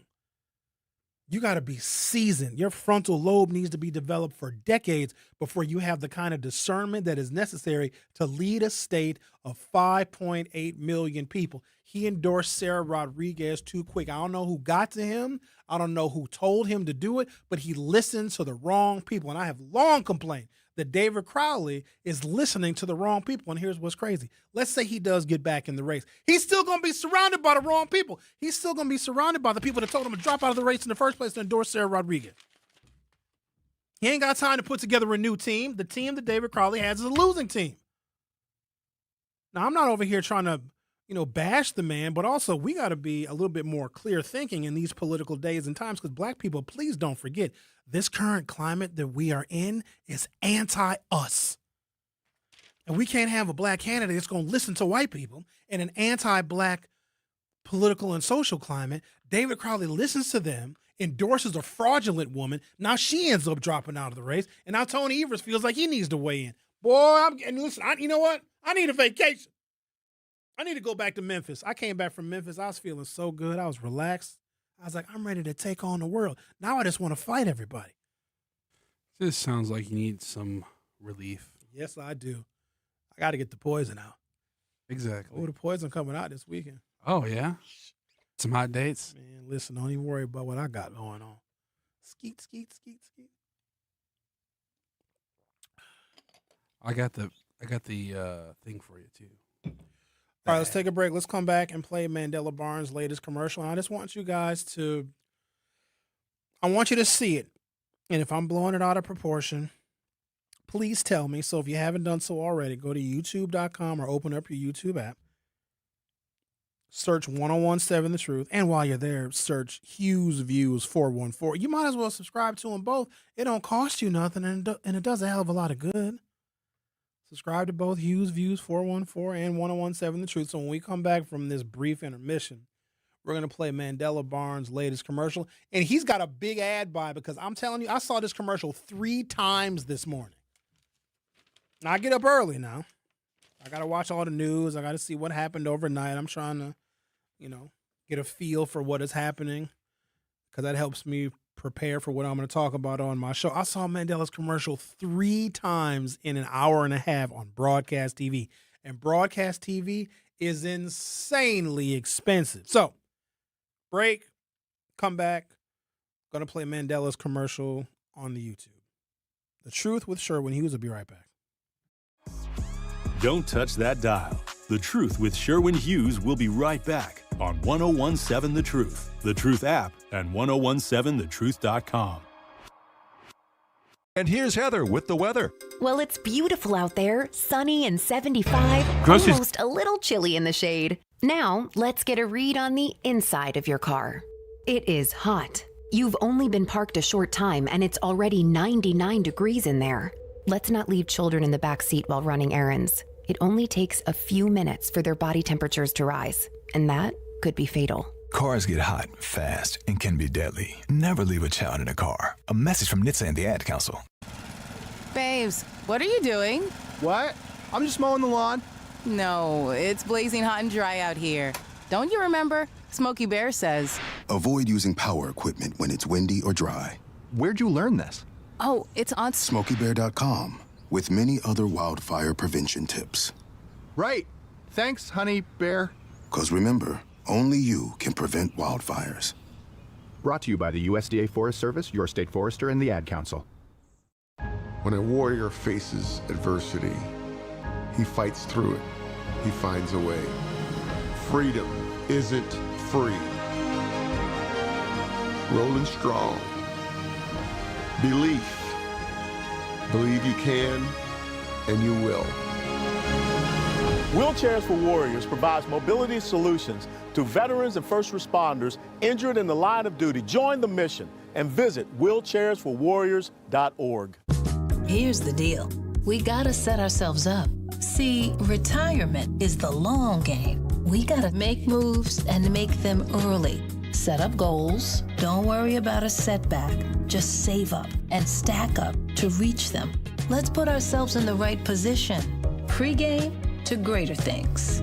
Start building your retirement plan at thisispretirement.org. Brought to you by AARP and the Ad Council. For 75 years, the Muscular Dystrophy Association's voices have thundered through the halls of Congress. For 75 years, we've willed the impossible into existence. For 75 years, the MDA community has pushed the science, shifted the narrative, and established the field of neuromuscular medicine. And until that day, when this is all a thing of the past, you couldn't stop us if you tried. Join us and celebrate 75 years of breakthroughs at MDA75.org. You can't buy a best friend. You can love them, walk them, pet them, and care for them, whether they want you to or not. You can take a picture or 50. You can fly to the moon, travel the world, or just stay in bed. You can't buy a best friend like that, but you can adopt one. There are millions of pets waiting for a best friend just like you.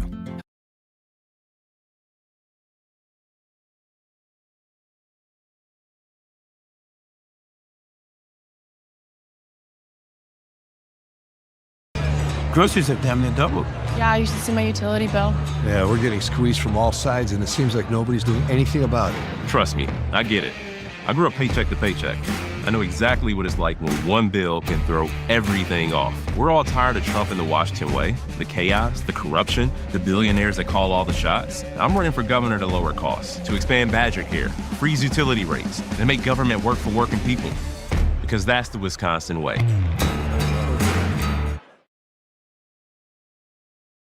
In this year's midterms, there has He's in been a white bar. a large focus on the battle for Where's control this guy in a of the Schwab US House. Look, there's one black dude next to him. Look at. No, we're gonna play it again. What is happening? Like, why is this sufficing for political commercials? Oh, you got all sorts of stuff playing now. You got MSN now playing. People gonna tune in to YouTube, ain't gonna know what they want. If you're not able to play it again, that's all right. It went on to the next thing. That's why. Put me back up then. That's fine. People can do the replay and rewind it. God.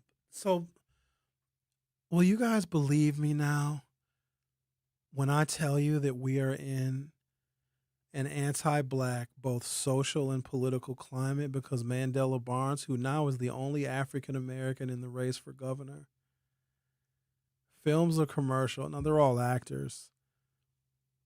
In a majority white bar, and he's sitting at this table. Now, he has a black dude next to him because if he didn't have at least one black person in a commercial, it would be far too obvious.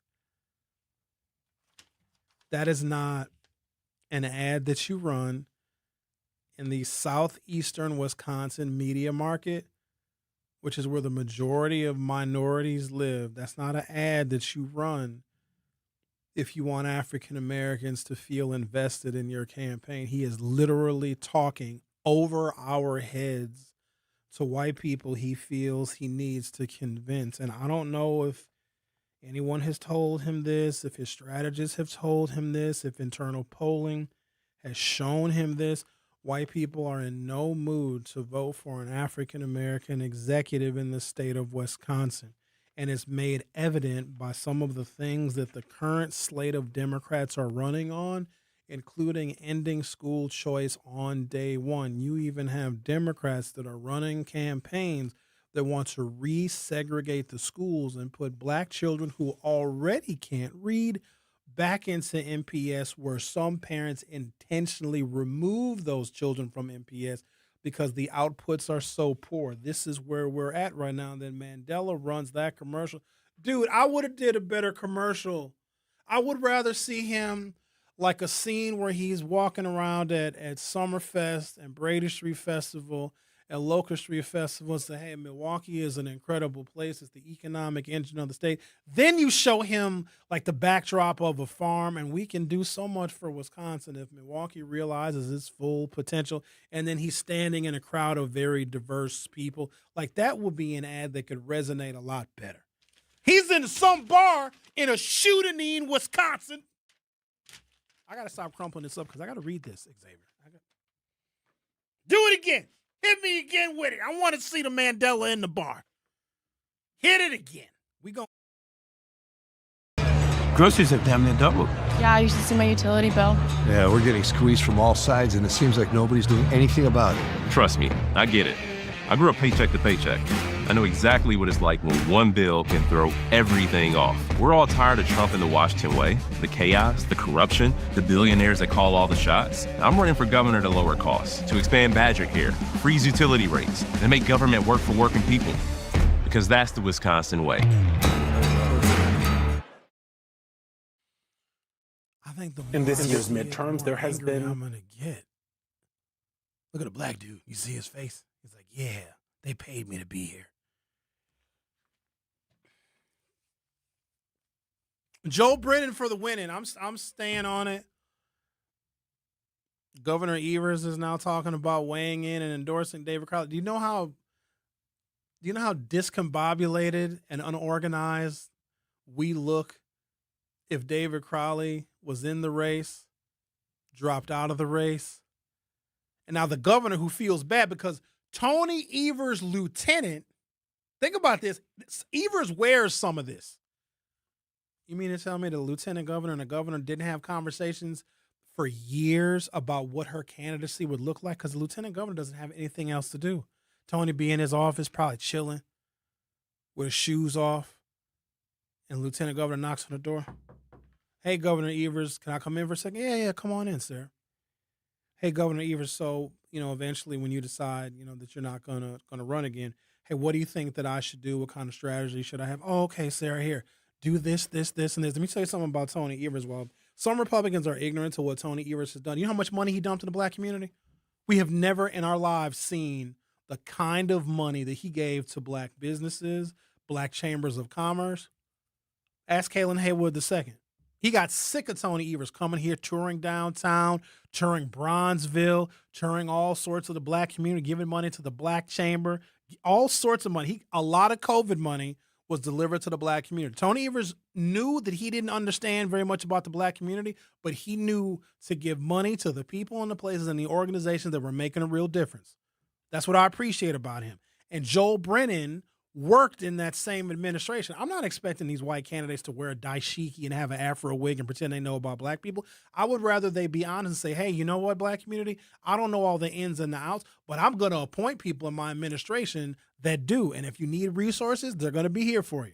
In exchange for your vote, here's what you are going to get: the ability to make decisions on behalf of your own community without the influence of a white guy that doesn't know what the hell he's talking about. And I'm perfectly fine with that. I believe that Tony Evers said to Sarah, and there are many conversations over the years because she's been his lieutenant since 2022. You mean to tell me they never talked once about how you execute a campaign strategy? I believe that Tony Evers was like, yo, Sarah, you got to pay attention to the black community. You got to go visit them. You got to go talk to them. You got to get to know people, get to know how the community works. Sarah was probably pretending to be writing that stuff down with just scribbling on a notebook because she has showed no attention whatsoever. She has been our lieutenant since 2022. Tony Evers gave so much money to the black community. You know, the Republicans in the legislature passed a bill that wanted to stop him from giving money to the communities that he specifies. So here's something about Wisconsin.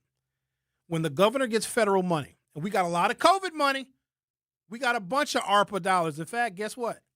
We got a surplus. Where the hell you think it came from? It ain't come from our tax receipts. People in Wisconsin are broke. Joe Biden gave the state of Wisconsin so much money in 2021 for quote-unquote COVID relief, it made Governor Evers cash rich. And Joe Biden ain't no fool. Joe Biden been around for 50 years. God bless him wherever he is. Joe Biden knows that in the state of Wisconsin, if the federal government, meaning the president's administration and Congress, give money to the state of Wisconsin, Tony Evers has latitude to spend that money wherever he wants. The legislature be damned. Think about how mad Robin Vos and Devin LeMahieu were when Tony Evers was getting all this money from the Biden administration, and that's political patronage, but that's how the game works. If we get a Democratic president because Wisconsin voted to give its electoral votes to Joe Biden is like, I'm going to reward the people and the governor of Wisconsin because without you, I may not have won in 2020. So we got a bunch of ARPA money, American Rescue Plan Act dollars. It was basically just a way to funnel cash to blue states that voted for Joe Biden. I mean, it was for COVID too, but we have a surplus. Governor Evers gets to say, and history will write about him, that when he was governor, by the time he left office after his second term, we had a surplus of money. That came from Joe Biden. You know what else that does? It allows Democrats to run on a platform to where they have money that they can give out to different organizations and different groups and different parts of the state in order to help those parts of the state flourish, including Milwaukee. Tony Evers gave so much money to the black community, the Republicans were like, we have to pass a bill to try and stop him. And guess what? The bill passed the Senate, it passed the Assembly, and Tony Evers was like, veto, I want to be able to give this money out to whoever I want to give it to. You guys remember when Reuben Hopkins posted that big-ass check, that $2 million check that he got from Tony Evers to create 3,000 black jobs? That's Tony Evers giving us money. Joel Brennan would do the exact same thing because Joel Brennan was in the administration when all that was taking place. Joel Brennan listened more than Sarah Rodriguez did, and Sarah Rodriguez was a damn lieutenant. So one of the reasons why I think Governor Evers is now trying to reinvigorate David Crowley's campaign is because Sarah Rodriguez made such a wonderful mess of things, and she fundamentally ignored the black community. Just like Joe Biden wanted to be remembered for a particular kind of legacy, but I think this gets clouded over. Joe Biden put the first black woman on the U.S. Supreme Court, which quite honestly, I don't think it ever would have happened. Now a precedent has been set. And Joe Biden picked Kamala Harris to be his running mate, making her the heir apparent to become president. Now, it didn't work out that way, but think about the legacy for black people and black women in particular that Joe Biden has a part of his history.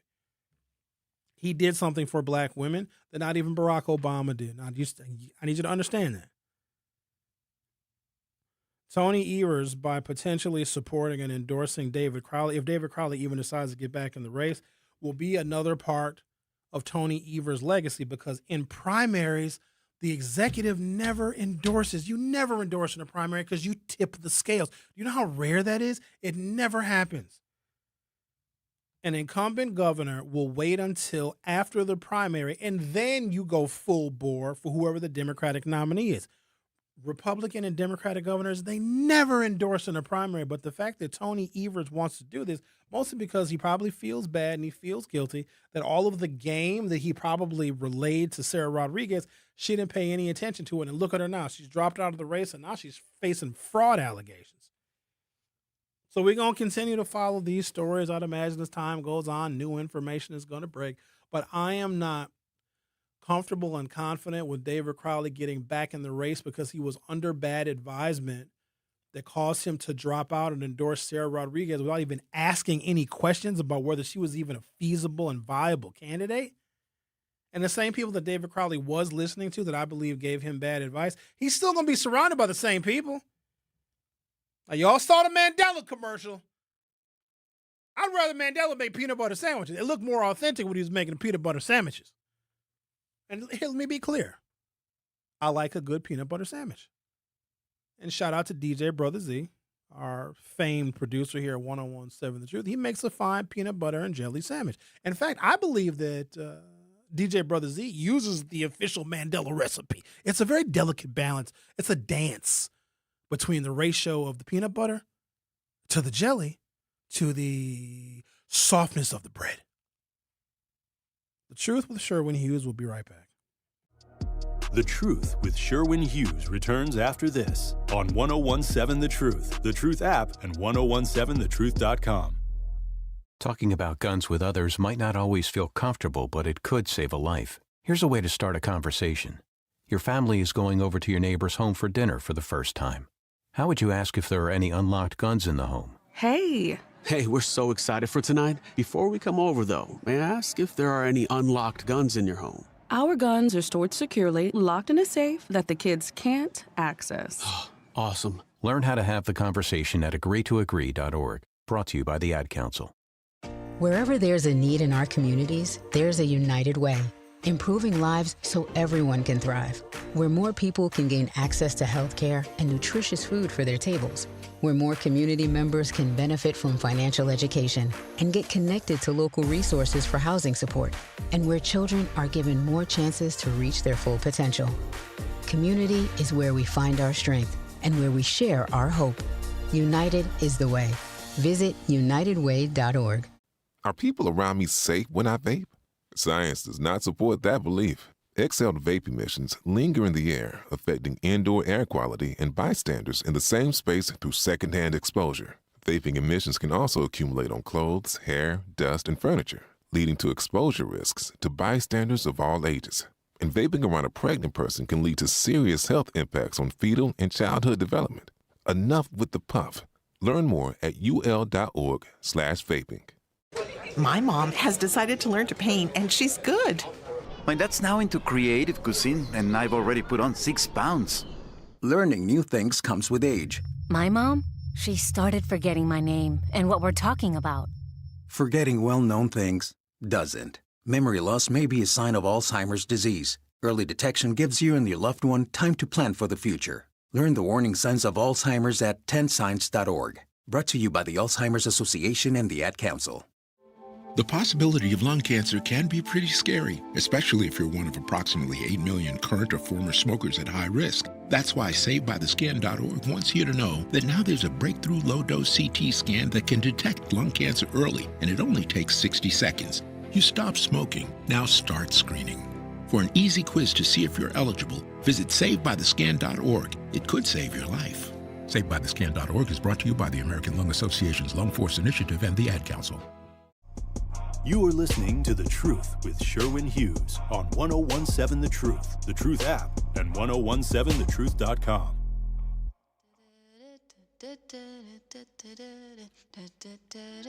At UW Milwaukee, students don't have to wait until college to start building their future. Roar Ready lets students in K through 12th grade join in on hands-on programs across campus, from science and tech to art, sports, and more. Students try new things, meet new people, and build skills that matter. Get started today at uwm.edu/roarready. That's uwm.edu/roarready.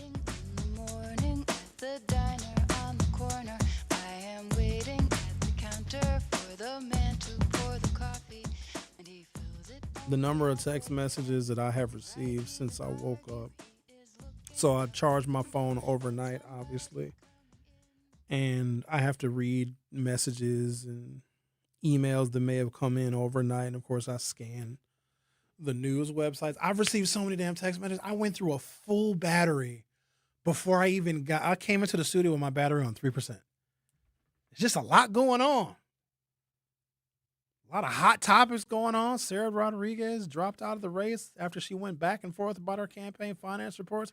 She's got an entry on her campaign finance report that says she gave $1,500 to a Republican women's group. The Republican women's group put out a statement, said, not only did we not get $1,500 from Sarah Rodriguez's campaign, had she sent it to us, we would have given it back. So now you have an entry of $1,500 that is unaccounted for. Then we come to find out Sarah Rodriguez drops out of the race for governor. To that I say good. Mandela Barnes is making a wondrous mess out of things like we knew that he would. And now you got Tony Evers talking about endorsing David Crowley and trying to get David Crowley back in the race. All the while, poor Joel Brennan. Joel Brennan's like, oh, I thought the blacks were going to be for me. Joel, I'm riding with you. I'm still here with you because I just don't trust the decision-making of David Crowley. He listened to the wrong white folks. We told him to get rid of his damn chief of staff because she ain't no good for him and his political ambitions. But did he listen?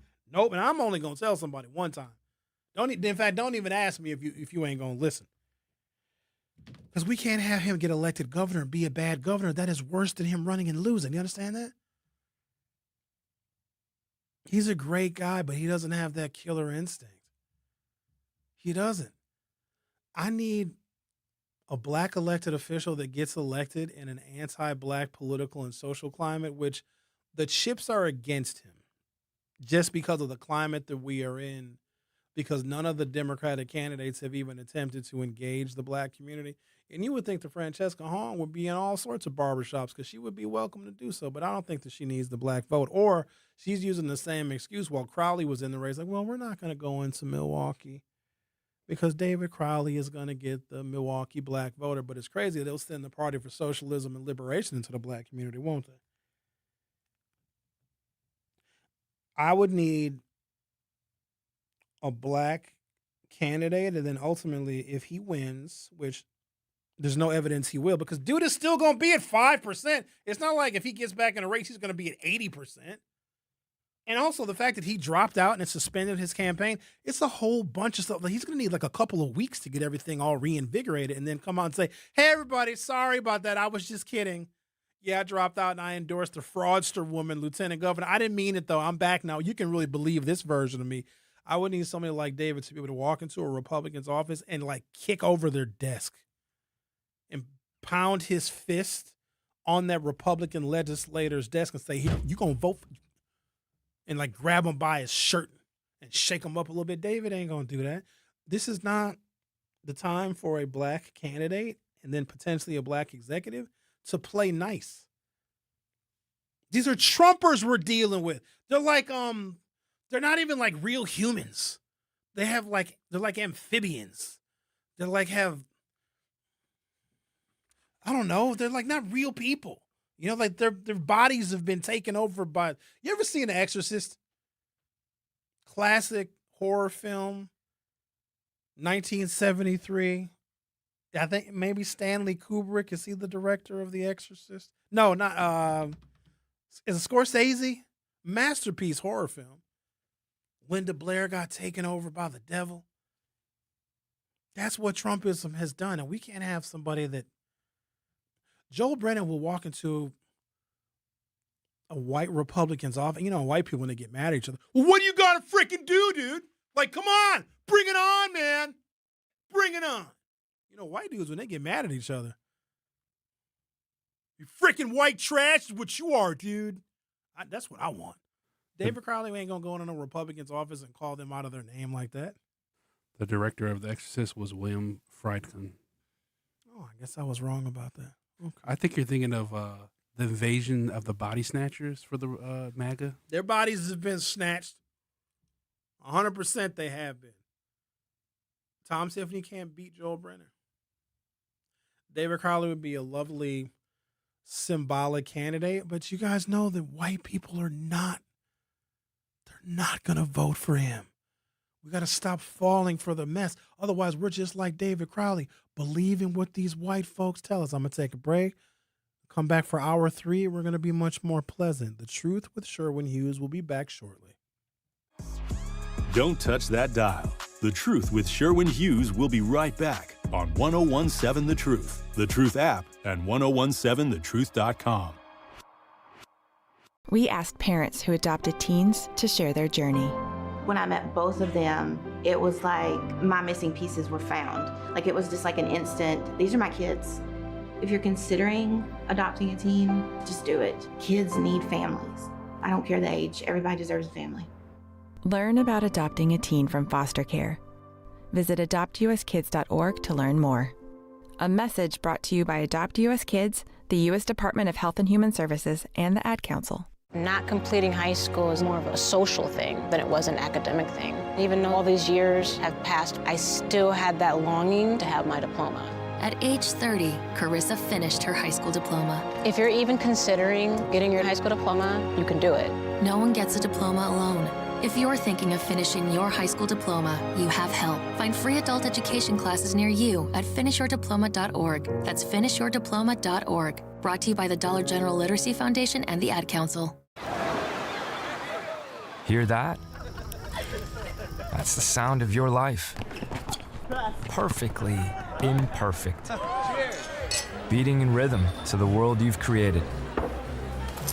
But every time you drive after drinking, the music gets drowned out. Your life sounds pretty great, Don't let a buzz ruin it. Buzz driving is drunk driving. Don't drive buzzed. A message from NHTSA and the Ad Council. Doctors Without Borders is delivering life-saving medical care where it's needed most in communities around the world. From bandaging war-wounded patients in Sudan to providing clean drinking water in Haiti, we're in more than 70 countries worldwide, bringing patients from sick to recovering, from emergency to aid, from crisis to care. This life-saving care is made possible by a global movement of supporters like you. Thank you.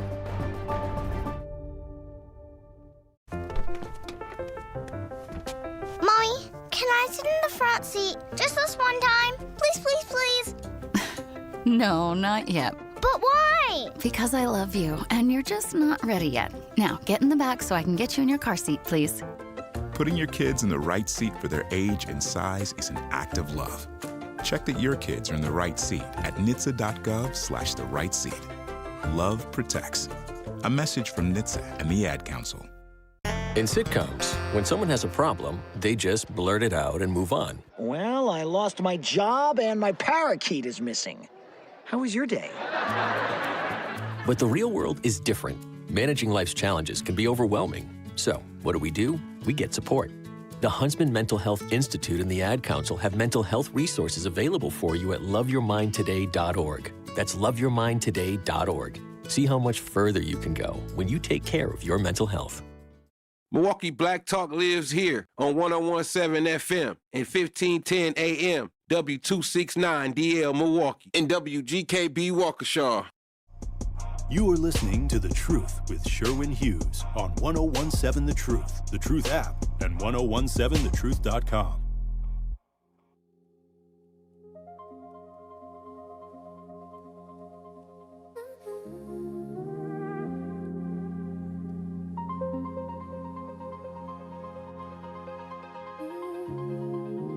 Welcome to Hour 3 of The Truth with Sherwin Hughes. We're going to start this hour on a peaceful, tranquil note. A lot of information is coming at us. Lieutenant Governor Sarah Rodriguez dropped out of the race. Tony Evers is probably very embarrassed. He now is considering weighing in and getting David Crowley to get back in the race, which I know for those of you that were original David Crowley supporters, that might be a breath of fresh air for you. But remember, David Crowley left the race because his poll numbers were low. If David Crowley gets back in and Mandela also stays in the race, that guarantees that neither one of those candidates makes it to the general election. It is a virtual certainty because in an anti-black political and social climate, there's not enough people. Listen to me now. This is a Democratic primary. This is not a general election. These voters are very specific. These are not the people that vote in presidential elections, that vote in general elections. It's a much smaller share. And also, it's a midterm. Midterms are only about 40% of what the voting turnout is for a presidential election. So you're getting a smaller share of voters. We're doing some math here now. Listen up, MPS graduates. We're doing some math. I know it's going to hurt, but listen. If you're dealing with a smaller share of voters that turn out for midterm elections, and we're in an anti-black political and social climate, the number of voters that are willing and okay with voting for a black candidate is dramatically reduced. There are not enough black voters in a midterm election that can pull either David Crowley or Mandela Barnes through the Democratic primary. That vote will be split, and there's even a smaller share of white people that are willing to vote for either of those candidates. So David Crowley getting back in has to be conditional on Mandela dropping out. And Mandela just started running his TV ad schedule. Mandela ain't going nowhere. Mandela also has no conceivable pathway to victory. We knew that in 2022. The risk that he took by leaving the position. You know what's crazy? Had Mandela not run for the Senate, there wouldn't even be a Democratic primary right now. Mandela would be the heir apparent, and we would just all be rallying behind him. That's it. Because if you have an incumbent lieutenant governor that has been serving next to Governor Evers since 2018, nobody would challenge him in his own party. Now, Francesca, I don't know. They got some personal issues going on. She might have took a stab at him. I don't know. But it wouldn't be a primary like this. And look at the mess this primary has turned into. From CBS58.com, Lieutenant Governor Sarah Rodriguez announced on Friday, July 17th, she has dropped out of the race for Wisconsin Governor. Rodriguez's campaign for governor was facing criticism after she fired her campaign manager over discrepancies in her campaign finance report. Rodriguez released the following statement. You ready? I'm going to read it to you. Quote, I want to start by thanking my family and every single person who showed up for this campaign over the past week. Your support has meant more than I can put into words. As we have continued to dig into our financial reports, it has become clear that there are issues that would be an ongoing distraction, not just for this campaign, but for the primary and for Wisconsin. This race is too important to Wisconsin to let that happen. I am deeply hurt and betrayed by what happened. As I said on Monday, part of being a leader is taking swift action, doing the right thing, and being as honest as possible when there's a problem. So I'm going to continue with the rest of her statement in a second. But you know, when the campaign finance discrepancies first surfaced, she didn't take responsibility for nothing. She blamed that Kara Spencer girl and fired her publicly. Hell, if David gets back in the race, Missy Hughes might as well get back in the race because she dropped out and endorsed Sarah Rodriguez. Sarah owed a bunch of people some apologies, and she might even owe some people some money back. Y'all might end up seeing one of those law firm commercials. Have you given money to Sarah Rodriguez? You might be entitled to damages. She goes on to say, I got into this race because I wanted what was best for Wisconsin. That hasn't changed. And because I believe that, I cannot, in good conscience, allow these questions to become a cloud over an election that Democrats need to win. Wisconsin deserves better than that. Oh, she got a long statement. There's more. This was never just about any one race or any one candidate. This is about protecting Wisconsin from a legislature hell-bent on putting corporations over schools and insurance companies over patients. It's about showing the rest of the country that we can win here, govern here, and fight for the middle class, and that Wisconsin will lead the way. In conclusion, she says, to everyone who showed up, knocked doors, made calls, and believed in what we were building, don't stop. Wisconsin has always been a place of resilience where everyday citizens show up and accomplish extraordinary things. Better days are ahead because of people like you. Let's keep fighting. I'll be right there with you. You need to fight the allegations, Lieutenant Governor. You need to take some time. You got some paperwork you need to sift through. And then it looks like she posted on Twitter, today I'm suspending my campaign. Thank you to everyone who believed and showed up for this campaign. Let's keep fighting together to protect Wisconsin. Protect the Wisconsin that we love. Oh, she got a little video. Oh, she looks sad. She ain't got no makeup on. Her hair is tied back. That's a sad face picture. Oh, my gosh. What a day. What time is it? When does my weekend start? Good Lord. I still believe that with all of this, there are a couple of candidates who have stayed above the fray. Franny Pan's just been doing her thing. She's unmoved and unbothered. She's raised a good amount of money. Her mission is multifaceted. Her running in a Democratic primary, even though she is not a Democrat, I think that it certainly brings attention to what democratic socialism is. It brings attention to what it potentially can promise, not what it can actually create in policy, but what it can promise.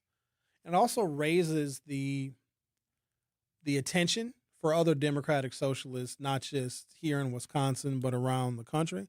So the number of votes that she gets is going to be a victory for her regardless, because she will have a place in national democratic socialist politics. And I can see her going on other podcasts, maybe even hosting her own podcast. Like, the future is very bright for her. Maybe she's a part of some national organization to shift more people away from a dysfunctional Democratic Party. Thank you, Xavier. I know it's the DSA. For me, the DS and DSA stands for something very vulgar that I can't say on the air, but they're not Democrats. And that's the issue that I have with them. They're taking advantage of a weak Democratic Party, just like Trump did with MAGA. Trump is not a Republican. He ran as one because it was easy, because the Republican Party was broken. They couldn't win national elections. They were getting thumped in midterms. Donald Trump came in and said, oh, this is the perfect opportunity for my grift. And then a bunch of ultra-conservative, right-wing special interest groups said, Donald Trump, we're going to get you elected president, but you're going to follow our rules. We're going to get you where you need to be, Trump. And Trump was like, I need to be president. Otherwise, let me tell you what the real truth is and why Donald Trump is president. And it's not about his damn policies. It's not about the economy. And it's not even really about immigration. I think those policies are a reflection of his hate for people. Trump has to be president so he doesn't go to prison. And y'all fell for it and elected him twice. He made a deal with the Heritage Foundation, the Federalist Society, and evangelicals that control mega churches all throughout the country, but particularly in the South. Do you know that you had all of these mega churches with 20 and 30,000 members all making Donald Trump a part of their sermon? And I don't know if you guys know this or not, but people listen to their pastors. It was a concerted effort to get Donald Trump in office, and Trump needed it because he was going to jail. They took advantage of him. They took advantage of the fact that Donald Trump needed to get in a position where he was, in fact, not only above the law. Here's what people don't get about being the executive. You are law enforcement. You execute the law. Presidents are the executive branch. What's the root word? Execute. Donald Trump is the top law enforcement officer in the country. He enforces the federal law. Bet you never thought about it like that. But if you read a goddamn history book, it would have told you that when you were in 6th grade. Why would you have someone who is about to go to federal prison for probably the rest of his life? Why would you elect them to be the top federal law enforcement officer in the country who can appoint the attorney general and lead the Department of Justice? I feel like taking my shoe off and throwing it at somebody, but then I'd have to go and get my shoe. I wish sometimes I was dumb. You know what I mean? I wish I was just somebody that didn't know. Xavier, I do. I wish sometimes I was just walking around here ignorant. Just dumb. You say that now. No, I mean it. Then you watch yourself at an interview and you're a Trump supporter and stuff like that. You know, that'd be pretty bad. I wish that I could see that stuff and be just like, oh, and have just no opinion on anything. I wish I could be one of those people. I know this much. Y'all ain't going to kill me. I got 8 years until I can start taking drawdowns from my 401k. And I'm going to make some serious decisions. Y'all got 8 more years of me if I even live that long. And then I got to really start rethinking my options. Y'all ain't going to kill me with this mess. In the race, out of the race, endorsing this person. This person's got fraud on the campaign finance support. Y'all trying to kill me. I see what y'all trying to do. You ain't going to kill old Sherwin. I know you trying. Trying to kill me. I'll be damned if y'all.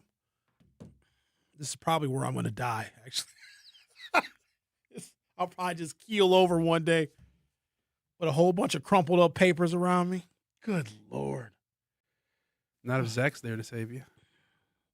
I don't know. Zach probably wouldn't do it again. All Zach did was call 911. Ricky ran upstairs. He was like, hey. They basically left me down here by myself. It was just gastritis. If you guys have ever had it, it sucks. It's an inflammation of your stomach lining. It's bad news. I fainted. But they didn't know that. They thought I was dying. I got you. I'll pick you and carry you to hold the on, man. main. No, you'll probably end up carrying me to a Democratic Socialist of America meeting. Oh yeah, then you really will survive then, because No. we care about you and we love you. I'm a Democrat though, and I don't That take doesn't nothing matter. away from you people. We love you and we care about you. I don't need you people to love and care about Sherwin. I don't need that. I wake up, bunch of pink and purple haired they-thems looking at me. Yeah, that'd probably be the most safe you ever felt. Can you get the phone, please? Unbelievable. One of them going to be Bob, I'm sure. And then tell you what, I'll just take this call. Oops. I was going to take that other call while Xavier was answering this one. Why don't we do this? I'm going to take a break, come back. My phone is blowing up, getting text messages every 9 seconds. You see why I don't want to run for office? Do you see why? This is embarrassing. But you know why it's happening, ladies and gentlemen? You know why it's like a joke while they're making a mockery of it? Because Donald Trump has destroyed the democracy in such a way that everything is just comical. It's insane. People are going to look back on this era, and they're going to think that we are insane because we are.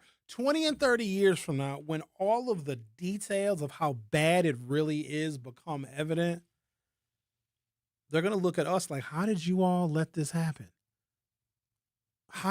What were you guys doing?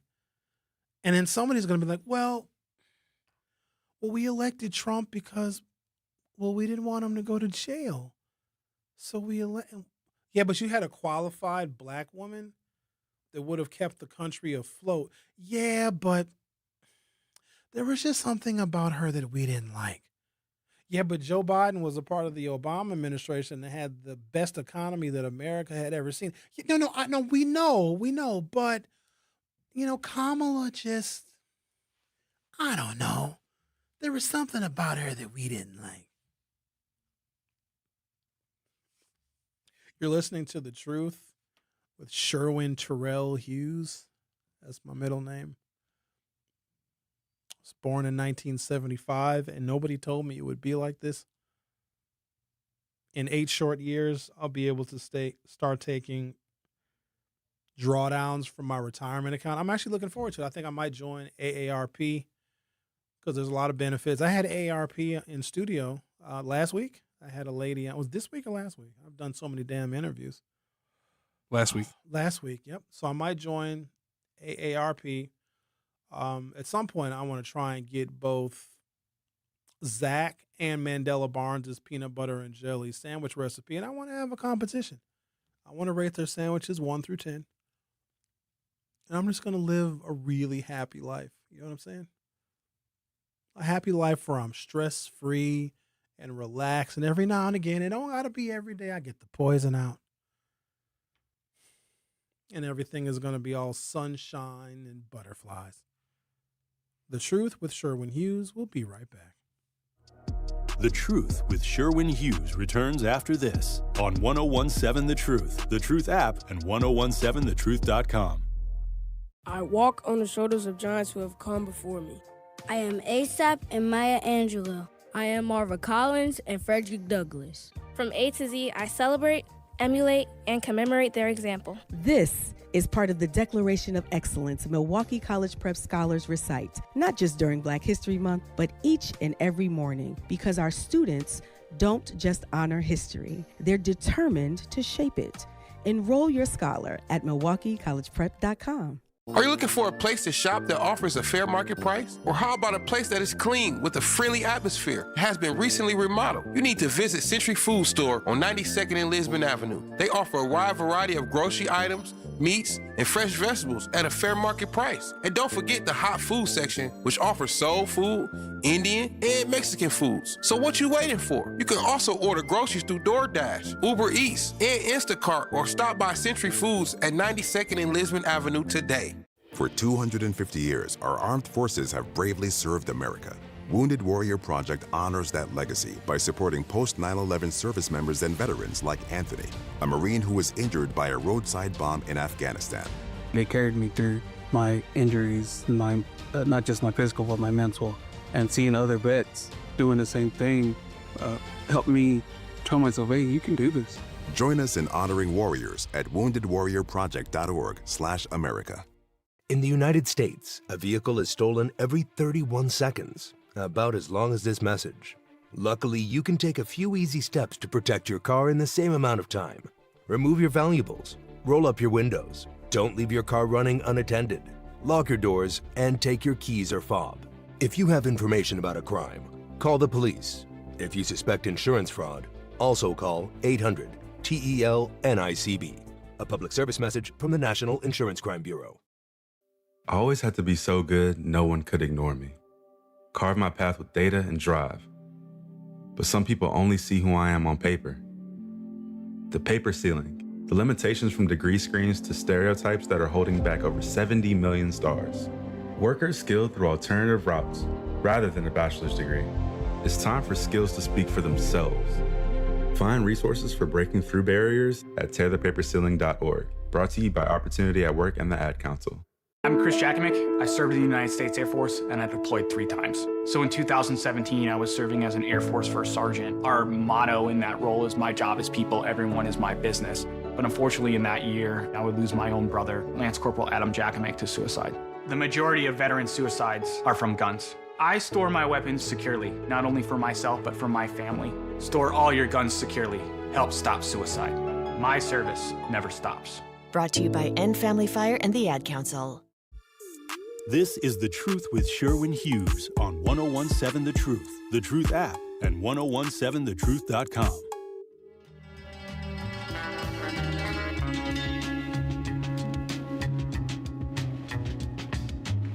Now you got former gubernatorial candidate Missy Hughes is now calling on David Crowley to get back in the race. What is happening? Is that Kid and Sebastian? Kid and Sebastian? Who was that? The band that's playing? No, it's Portishead. Oh, okay. Some 1990s trip hop. All right, enough of that. Let's talk to Israel. How are you? What's on your mind? All right.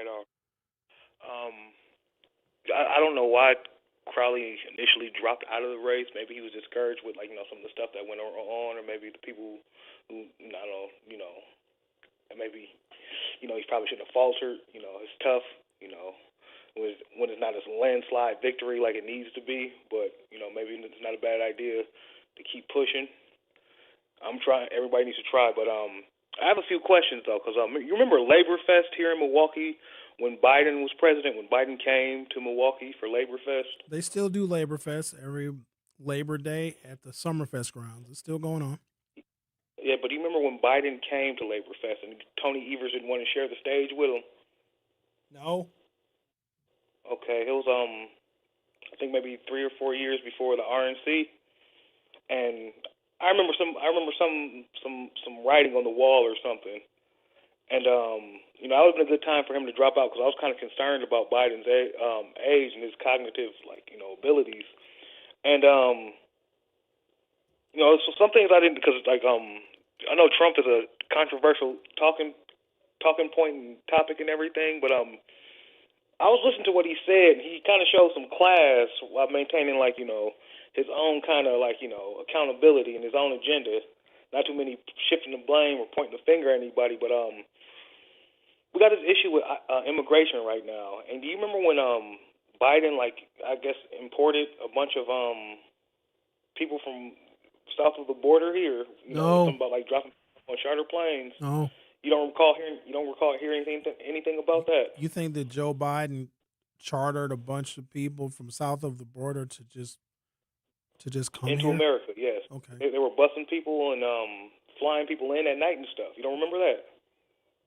Because it didn't happen, Israel. Can you get to your point? Because you're just. I'm that afraid didn't of happen? where you get your info. No.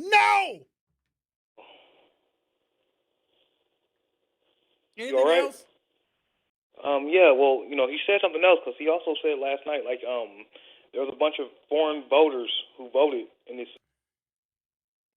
He believed that? Linda, you're on 1017 Truth. Hey, Sherwin.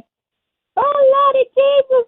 I'm trying to tell you, Sherwin, you love what you do because it's your gift, and I'm just rolling on the floor because when when the recent news break dropped, you just got so excited. I know you love it. You love it. It's too much, Linda. and you're and too you much. are helping us.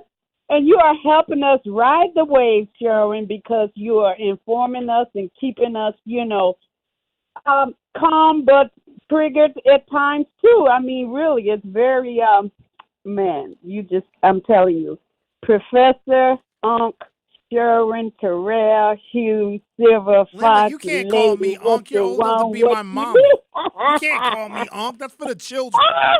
Yes, I can, because I'm just seeing, since, I met you, that how you are evolving and just how God is just moving in you, man.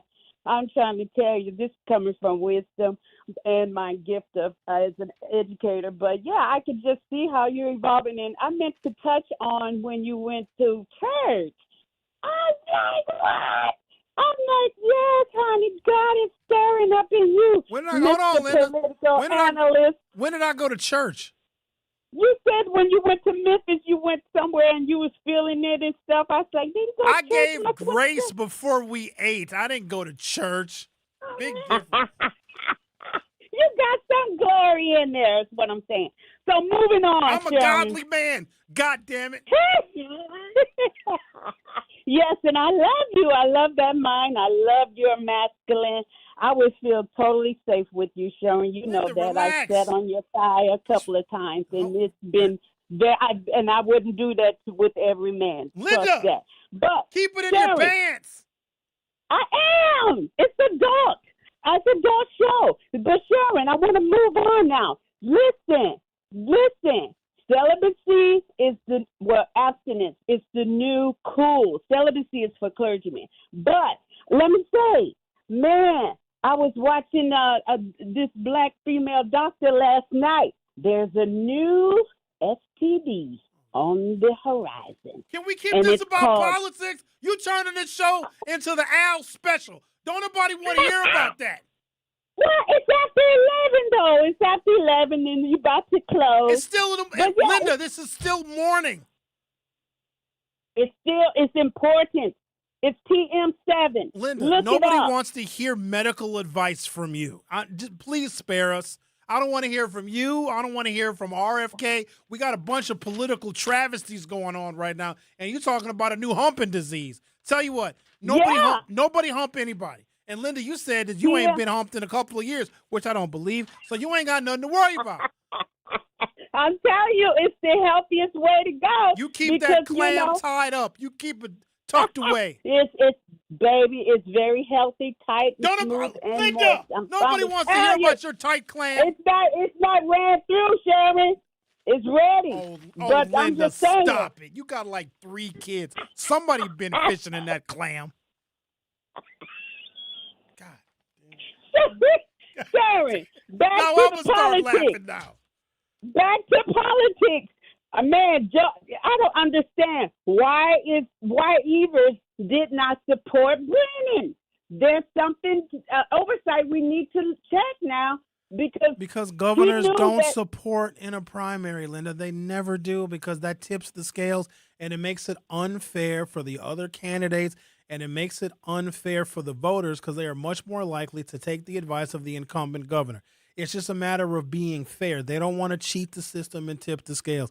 But because of all the things that transpired and David Crowley got out of the race, mostly because we were lied to by Sarah Rodriguez and David Crowley was lied to because Sarah knew that her campaign finances were screwed up, didn't tell David. David gets out of the race and endorses her. That's why Tony Evers is weighing in. If he even weighs in, he is considering endorsing Crowley. But we got to keep this in mind now. David Crowley will come back into the race at probably 3%. He won't come in as a front runner. Yeah, but I think that it also shows how much Evers really believe in the potential of Black Milwaukee. No, he feels bad for David because his lieutenant governor screwed everybody. My last question is, whatever happened to Eddie? I see he won't come within 10-foot pole of your show. He always called a Tory show with all that bull, but he will not touch your show. Whatever happened to Eddie? Eddie stopped calling me in 2021 because Eddie would take advantage of hosts that were inexperienced and weren't well versed. He was a manipulator, and you can't do that to me. I'll cut him 6 ways from Sunday. Now go have a good weekend, Linda. Go keep that clam tucked away. Okay. Yeah, we'll see you tonight.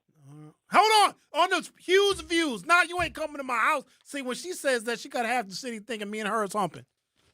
I thought that was your wife. It's not. Oh, okay. I'm not married to Linda. I wouldn't marry her. What does she look like again? We got pictures of her. Oh, I don't. She's Linda. Oh, she's not a nice looking lady? I mean, for her age, she ain't bad. She's too old for me. Oh, she's a senior citizen? Oh, God, yeah. I mean, she doesn't look it. She just, you know how stupid I would be if I involved myself personally with that woman, because she would still call the show every single day, and she would share with the world the details of our lives. This is why you can't. Have you ever seen the movie Obsession? No, I don't want to see it. That would be Linda, probably. Yeah, you don't want to stalk her. Because you know what it is? People hear me every single day, and they think that they know me. Yeah, they have a parasocial relationship with you. It's weird. She ain't the only one. Be getting message, Sherwin, but I feel like I know you. Because people are listening to me like I'm right in their brains. Because they're listening to me in the headphones, and I'm riding with them in the car. Right? I tell men how to cheat. You know what I mean? People feel like a close. I miss that show. Close personal relationship. Oh, yeah, I'd say I'd cheat. I don't need to cheat. Cheating's bad. Shut up. There's no such thing. I'm just saying. You got to be loyal to yourself, baby. It's not cheating if you're loyal to yourself. Yeah, I'm loyal to the woman that I'm with. You're a sucker. She going to play you in a jiffy. Women cheat so good. I learned how to cheat from women. Like, Sherwin, you're doing it wrong. Here's how you cheat. All right, I got to take a break. When is this show over? 30 minutes. All right. 26, really. You're listening to The Truth with Sherwin Hughes, where we break all of the news and we talk about all the stuff that's political. And we take callers at 833-212-1017, 833-212-1017. We also have a YouTube channel where you can look at the disgust on my face. I get very disgusted.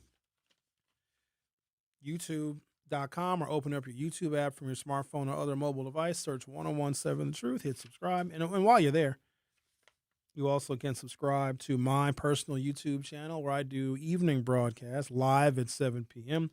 where we discuss the issues of the day. And I'd imagine by the time I get on air tonight at 7 p.m. on Hughes, Views, 414, a whole bunch of other bits and pieces of news would have broken. Maybe I decide I want to run for governor. Maybe Joe Brennan grows an afro and wears a dashiki, and he promotes the next African World Festival. I don't know what's going to happen. Nobody knows what's going to happen.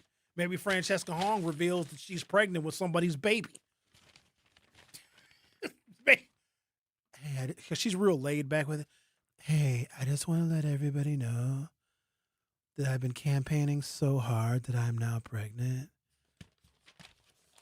And she miraculously has a they-them baby before the election takes place. Like, what else could happen? What else? Don't go anywhere. I'll be right back. Don't touch that dial. The Truth with Sherwin Hughes will be right back on 1017 The Truth, The Truth app, and 1017thetruth.com. Life's better with Drive My Way from American Family Insurance, because we know it's more than just a car. It's your escape pod, your adventure mobile, your memory maker.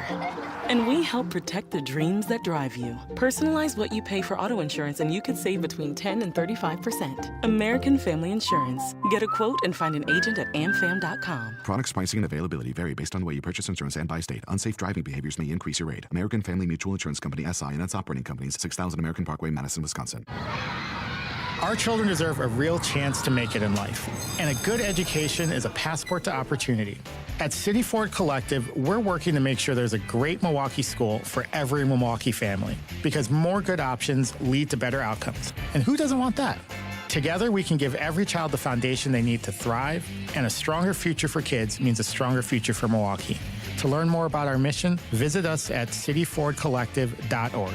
That's cityfordcollective.org. And here's Heather with the weather. Well, it's beautiful out there, sunny and 75, almost a little chilly in the shade. Now, let's get a read on the inside of your car. It is hot. You've only been parked a short time and it's already 99 degrees in there. Let's not leave children in the back seat while running errands. It only takes a few minutes for their body temperatures to rise, and that could be fatal. Cars get hot, fast, and can be deadly. Never leave a child in a car. A message from NHTSA and the Ad Council. Babes, what are you doing? What? I'm just mowing the lawn. No, it's blazing hot and dry out here. Don't you remember? Smokey Bear says. Avoid using power equipment when it's windy or dry. Where'd you learn this? Oh, it's on SmokeyBear.com with many other wildfire prevention tips. Right. Thanks, honey bear. 'Cause remember, only you can prevent wildfires. Brought to you by the USDA Forest Service, your state forester, and the Ad Council. When a warrior faces adversity, he fights through it. He finds a way. Freedom isn't free. Rolling strong. Belief. Believe you can, and you will. Wheelchairs for Warriors provides mobility solutions to veterans and first responders injured in the line of duty. Join the mission and visit wheelchairsforwarriors.org. This is The Truth with Sherwin Hughes on 1017 The Truth, The Truth app, and 1017thetruth.com.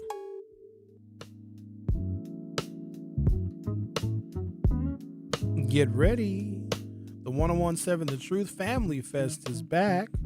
Join us Saturday, August 22nd from 11 a.m. until 2 p.m. at Riverside University High School for free back-to-school resources, live entertainment, family activities, and community fun. Vendors and sponsors can reserve their spot by visiting truthfamilyfest.com or email Sierra Brown at Milwaukee Black Media. That is Sierra, CIERRA.Brown at MilwaukeeBlackMedia.com. Proudly sponsored by Educators Credit Union, American Family Insurance, Milwaukee Public Schools, Artists Working in Education, and Ascension, Wisconsin.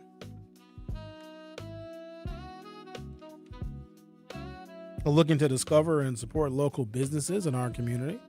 Then make sure you tune in every Friday at 8 a.m. to Truth in the Morning with Homer and Bailey for What the Business Is, powered by We Energies. Each week, you'll hear from local business owners as they share what their business is, where they're located, and one very valuable lesson they've learned along the way. We Energies is proud to help power local businesses in the communities that they serve. Don't miss What the Business Is every Friday at 8 a.m. only on The Truth in the Morning with Bailey and Homer, powered by We Energies, delivering the energy that powers local business. All right, what a show. What a week. Good God, I'm scared to even hit refresh because somebody else might have dropped out of the race. I made the case that Joe Brennan can not only get Democrats elected to the Assembly and the Senate, where Democrats need the majority to be able to pass meaningful legislation. I think that he can beat Tom Tiffany.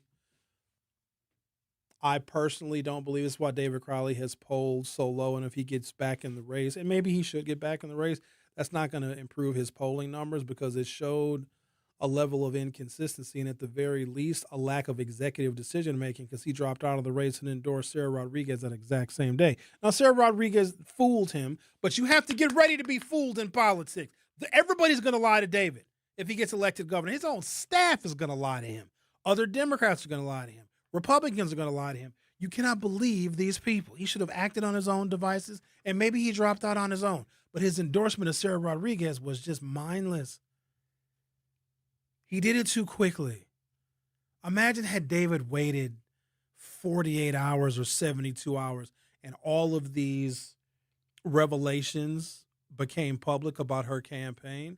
Then it would have made him look better. Because he can say, oh, look, at least I'm not that lady. At least I'm not the lieutenant governor who has on her campaign finance reports giving $1,500 to a Republican women's organization? Like, somebody has got to read these reports. Like, that's insane. Who would even put that on the lieutenant governor's campaign finance report? That's insane to me. And then you have a treasurer that signs off on all the documents, because a lot of people have got to go through these documents to make sure they're true and they're accurate. Because if you screw up on your campaign finance report, it could be something as simple as a small little error that can be corrected. But at worst, you can go to jail. People have literally gone to prison for manipulating their campaign finance reports. The treasurer didn't even sign her documents. You got to wonder why that is. Why would you submit official financial documents? This is real basic stuff. And it's not like Sarah Rodriguez is new.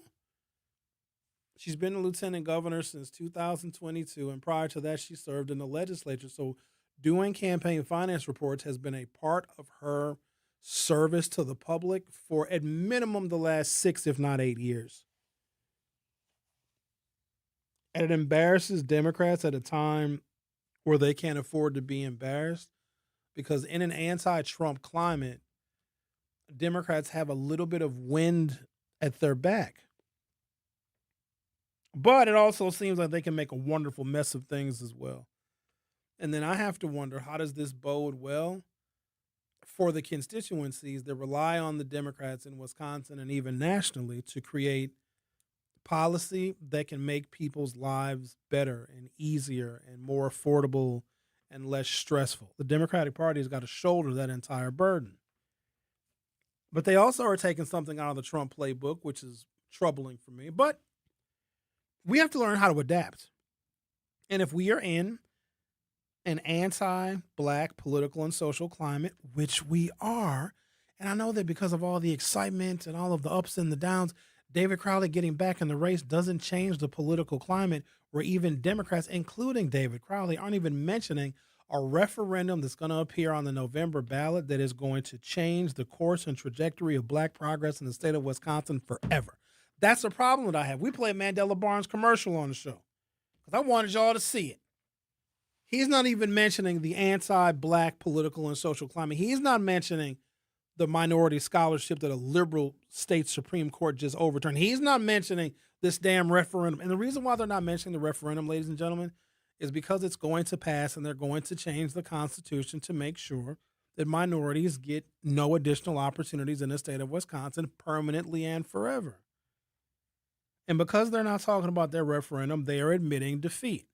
And if you have a referendum that no one is even discussing, because they know that it's going to pass and the Constitution is going to be changed to end affirmative action and DEI in Wisconsin forever, you think that that same electorate is going to vote for somebody Black?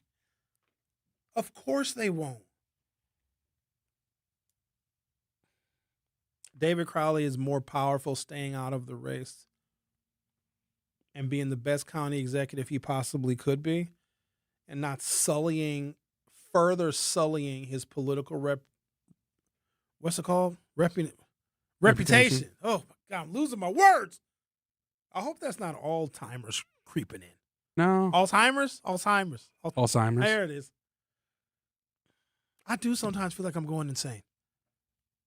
David Crowley runs for Congresswoman Gwen Morrissey because she can't be there forever. Gwen has been there for 22 years now. Gwen, you got to start thinking about it now. You got all the pension you can possibly ask for.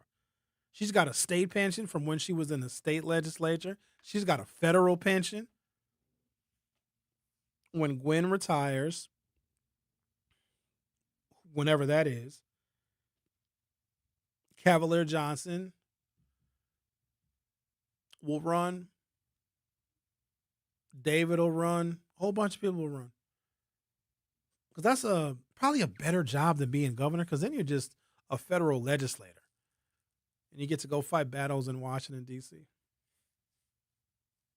So here's what the strategy is, because Jose Perez has to go as council president. Check this out. You ready for this? I got one for you. Joe Brennan for the winning. I'm still sticking with that. Joe Brennan gets elected governor, and then we can make some requests of him. First and foremost, hey, Joel, can you do us a favor? And he'll be like, yeah, Sherwin, you're a Black. You helped me win. I say, you're welcome, Joel, but don't call me a Black. Can you appoint Jose Perez to something in your administration so he is no longer Common Council president? And Joe will be like, yeah, I'll find some place for him. So then we get a new council president that is more reflective of the majority African-American Common Council. Let me do you one better. Can you also appoint Cavalier Johnson to something in your administration where he's got like a lot of power and like a lot of influence? And Joe will be like, got you, homeboy. And he daps me up in a real awkward kind of way. And then we have a special election for mayor. And I'm not trying to get rid of Cavalier Johnson. However, I might run for mayor in that case because I'd win. Wait a minute. Kidding. I don't want to run for mayor because I would win. And I can't stop you blacks from shooting each other and fighting. Shooting, fighting, and twerking would be the bane of my existence. And a bunch of black kids that can't read. Hi, Mayor Hughes. Yeah, what's going on? We had another incident of shooting, fighting, and twerking all at Bastille Days. Not Bastille Days! Why don't we have a little fun, shall we? Tell you what, why don't we do this? Take a break, come back, we'll talk to Al. Al, this has been a very emotional day. Try to refrain from using these phrases, okay, Al? Republicans impregnating boys. Don't say anything about booties at all. What else? Give me some phrases that Al cannot say. So no impregnating boys, no booty talk about booties. Nothing about Vaseline. No Vaseline. Al, please make note of this because I'm a little worried about what you may say today. Because you're going to be probably the last person we talk to on today's program. So no using someone's mouth as a toilet. That's one of his favorites. So don't say that. No one's mouth is a toilet. So yeah, okay, there we go. So we'll talk to Al on the other side. You're listening to The Truth with Sherwin Hughes. I'll be right back. The Truth with Sherwin Hughes returns after this on 1017 The Truth app, and 1017thetruth.com. For 75 years, the Muscular Dystrophy Association's voices have thundered through the halls of Congress. For 75 years, we've willed the impossible into existence. For 75 years, the MDA community has pushed the science, shifted the narrative, and established the field of neuromuscular medicine. And until that day when this is all a thing of the past, you couldn't stop us if you tried. Join us and celebrate 75 years of breakthroughs at MDA75.org. You can't buy a best friend. You can love them, walk them, pet them, and care for them, whether they want you to or not. You can take a picture or 50. You can fly to the moon, travel the world, or just stay in bed. You can't buy a best friend like that, but you can adopt one. There are millions of pets waiting for a best friend just like you. Help us save them all at bestfriends.org. Talking about guns with others might not always feel comfortable, but it could save a life. Here's a way to start a conversation. Your family is going over to your neighbor's home for dinner for the first time. How would you ask if there are any unlocked guns in the home? Hey, we're so excited for tonight. Before we come over, though, may I ask if there are any unlocked guns in your home? Our guns are stored securely, locked in a safe that the kids can't access. Awesome. Learn how to have the conversation at agreetoagree.org. Brought to you by the Ad Council. Wherever there's a need in our communities, there's a United Way. Improving lives so everyone can thrive. Where more people can gain access to health care and nutritious food for their tables. Where more community members can benefit from financial education and get connected to local resources for housing support. And where children are given more chances to reach their full potential. Community is where we find our strength and where we share our hope. United is the way. Visit unitedway.org. Are people around me safe when I vape? Science does not support that belief. Exhaled vape emissions linger in the air, affecting indoor air quality and bystanders in the same space through secondhand exposure. Vaping emissions can also accumulate on clothes, hair, dust, and furniture, leading to exposure risks to bystanders of all ages. And vaping around a pregnant person can lead to serious health impacts on fetal and childhood development. Enough with the puff. Learn more at ul.org/vaping. You are listening to The Truth with Sherwin Hughes on 1017 The Truth, The Truth app, and 1017thetruth.com.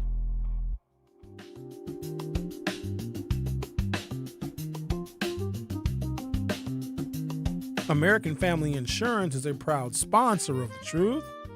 For almost a century, they've been committed to helping families protect what matters most: your home, your vehicle, and all the dreams you're building every single day. That's why having the right protection in place matters. American Family helps you stay ready for whatever life brings so you can focus on moving forward.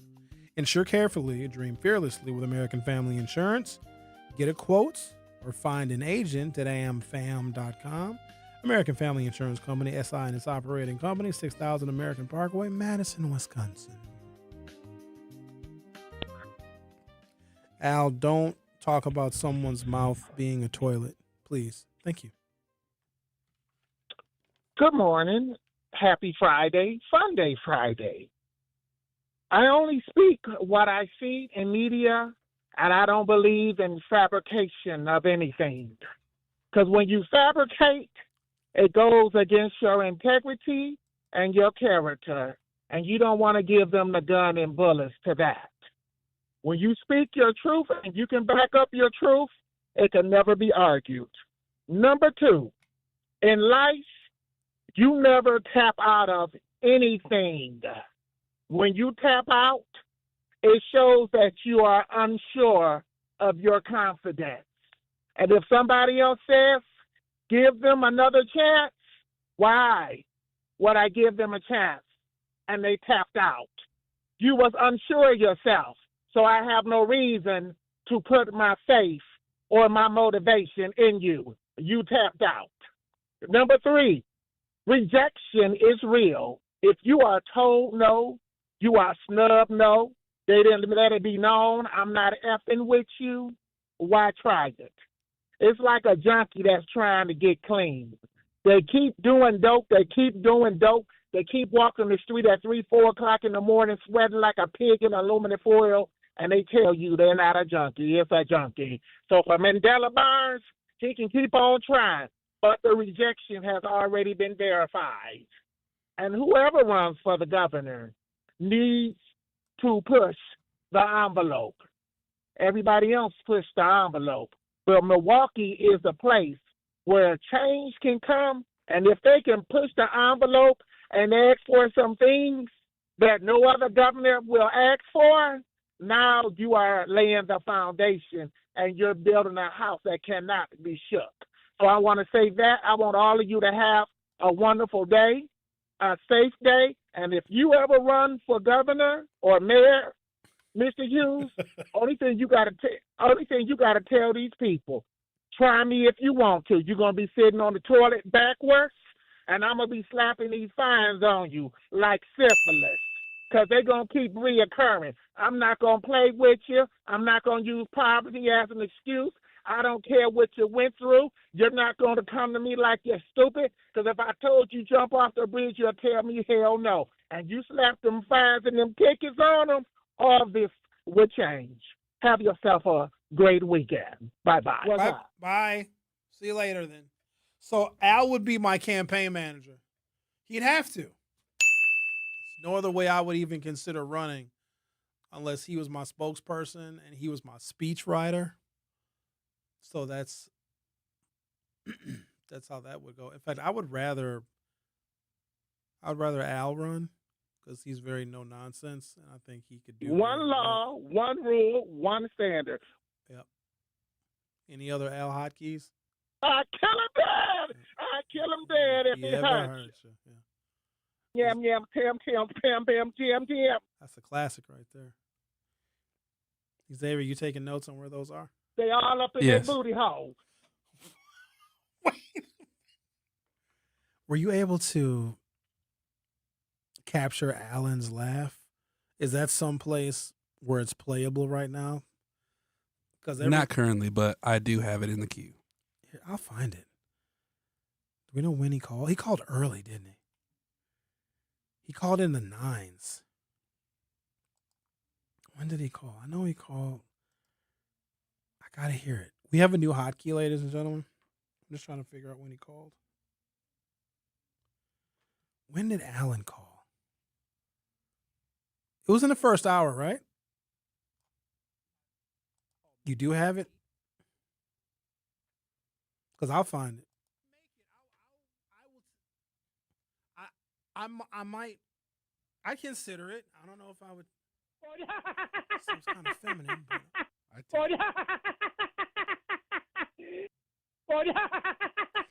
that's scary. I don't like it. He sounds like he's possessed. One more time.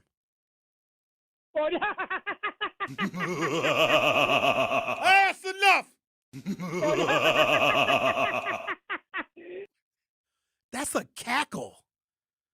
Holy smokes. He's a Donald Trump loving former white nationalist, married to a black woman, lives in the hood on the north side, absolutely hates developers, tried to recall Alderwoman Andrea Pratt, and then calls my show and has a man crush on me and has that laugh. This is too much for me.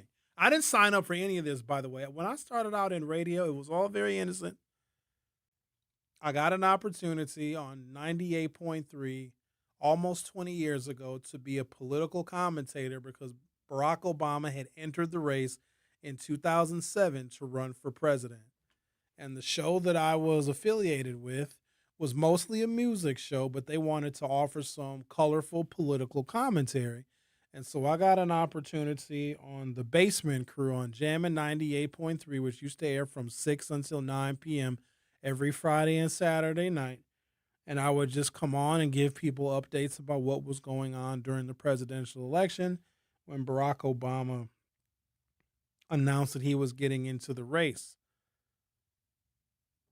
Then I did a stint over at blowradio.com, and that's when we coined the phrase the forum.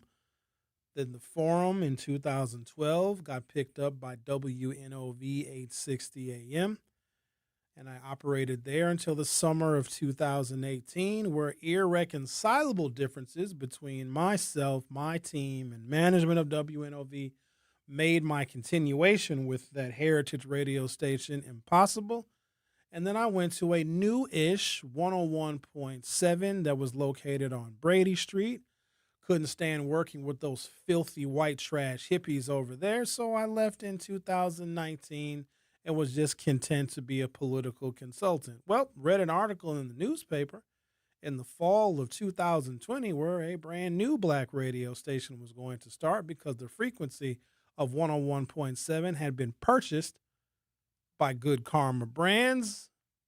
And after a couple of conversations between myself and Dr. Ken Harris and Jason Fields and Kyle Wallace and Cherie Harris, I was the last host hired to start at the new radio station, which would be entitled 101.7 The Truth. And almost 6 years later, 101.7 The Truth has now been purchased by Milwaukee Black Media, where we are now affiliated with the Milwaukee Courier newspaper. And guess what? WNOV 860 AM. And here I am. And then Al calls, talking about using Miles as toilet seats. Make sure you subscribe to Hughes Views 414. I will be going live tonight at 7 p.m. to probably vent a whole bunch of frustrations. Thank you guys for listening. Lunch break is up next. They all up in their booty hole. Milwaukee business owners,